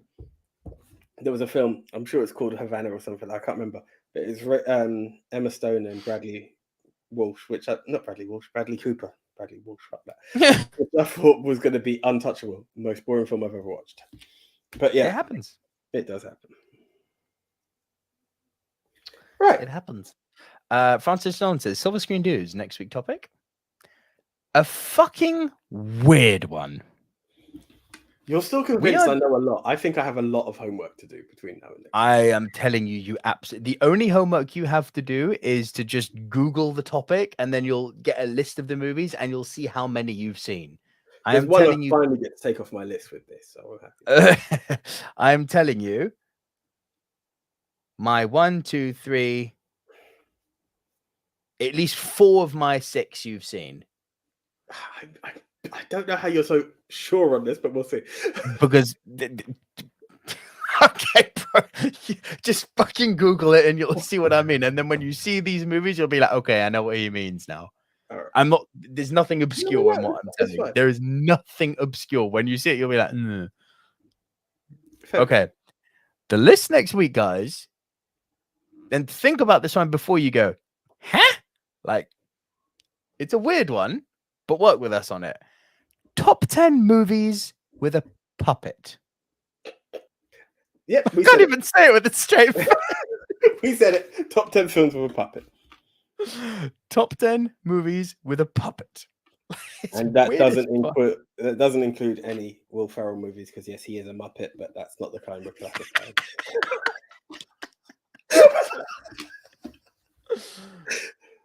Yeah. Oh, Pedro Sanchez says, as long as we can include a Nick Cage film in it. Jackie Gomez says, are you for real? Jackie, 100%. Yeah. You will be surprised at how many amazing films have puppets in them. And I know what's going to happen the moment I put this question out on Twitter over the weekend. You know what's going to happen? The debate will start. Puppet versus doll versus marionette versus toy. Wait for it. Wait for it. For the record, they all count, right? Doll is not a puppet. Okay. Otherwise, child's play is going on there. Chucky's a doll, not a puppet. Right. Okay. Cool. Why she says, right, might not tune in next week. Only joking. Boom, there you go. Francis Little on The Sound of Music. Fucking there you go. Straight away. And no Melissa, there you go. Counts. Yes. Does Team America count? Yes, of course it fucking counts. It's the puppets. The Muppets Take Manhattan. That counts. There you go. You guys have got it. No. Not metaphorical puppets. Actual puppets. Yeah. As I said, Will Ferrell doesn't count. Team America absolutely counts. So how does Team America not count? You can see the strings. Literally. Oh, yes. Okay, so that's the one, guys. So once again, thank you very much. Pinocchio, for Christ's sake. I knew that one for fuck's sake. I didn't say I don't know any puppet movie, but puppet movie, yeah. Jackie Gomez, Nicolas Cage with puppets, Willy's Wonderland. This is going to be a better list than you guys think. Watch. Okay. Watch. I freaking hope so, because I've got a lot. It may be a Google search, but I believe it's a lot of work. It's a Google search. You will have 5 movies to watch. But I'm not going to lie. I have seen The Sound of Music, but I honestly don't remember the... High on the hill was a lonely goat, ole, hee-hoo. Okay, yeah. Remember? Yeah, the puppet show? Yeah. Fuck it, I'm adding it. Fair play. Okay, guys. So once again, thank you very, very much for trying to wrap this one up before 11:30 UK time. So what we're going to say right now is thank you so much. Once again, you guys are the live squad. be sure to make some people part of the VOD squad and also part of the Pod Squad. How can they be part of the Pod Squad? Spotify, iTunes, Apple Podcasts, Castbox, Deezer, Spreaker, iHeartRadio, Podchaser, TuneIn, Stitcher, and Geo7, and just search for Movie Mount Rushmore. Also, guys, be sure to head on over. Oh, he's not. Is he doing it next week? Will he not do it next week? Remind me. It's going to be us. At Movie MT Rushmore, where you can get your vote in to vote for the #1 con movie. You thought it was hard for us, it's going to be even harder for you. Right, Nico, is there anything else you'd like to add, sir? Yep. If you like the content we've brought to you tonight and you like our existing archive of content, be it pod or VOD, VOD being video on demand, you can just go down to the link below, or you can head on over to buymeacoffee.com/the movie dudes. Just, less than your daily price of your daily Starbucks. You can show some appreciation to us if you want to. No expectations, no pressure. But if we've entertained you, hey, say thanks. Up to you guys. Other than that, guys, please do like the video, share the video with any Silver Screen Dude Squad, my guy Gavin. Share this with anyone who you think may be interested. But please do stop, bring some people along with you. If you've got friends who are movie fans, just say to them, hey, we've got these two guys who we watch on Tuesday night. You might get a kick out of it. But yeah, guys, really, really appreciate your time as always. It's blessed that we're here with you guys every week. Thank you for giving us your time, and we will see you on the flippity flip. That's Shout the out one, to Michael. Guys. So until the next one, I am the one AJ Anthony Jordan. Thank you for everyone who has the hashtag with AJ. Fucking get that shit down. I'm Nico Lurot. Shout out to all the Nicoholics. And Jackie, you're welcome for Matchstick Men. See ya. See ya.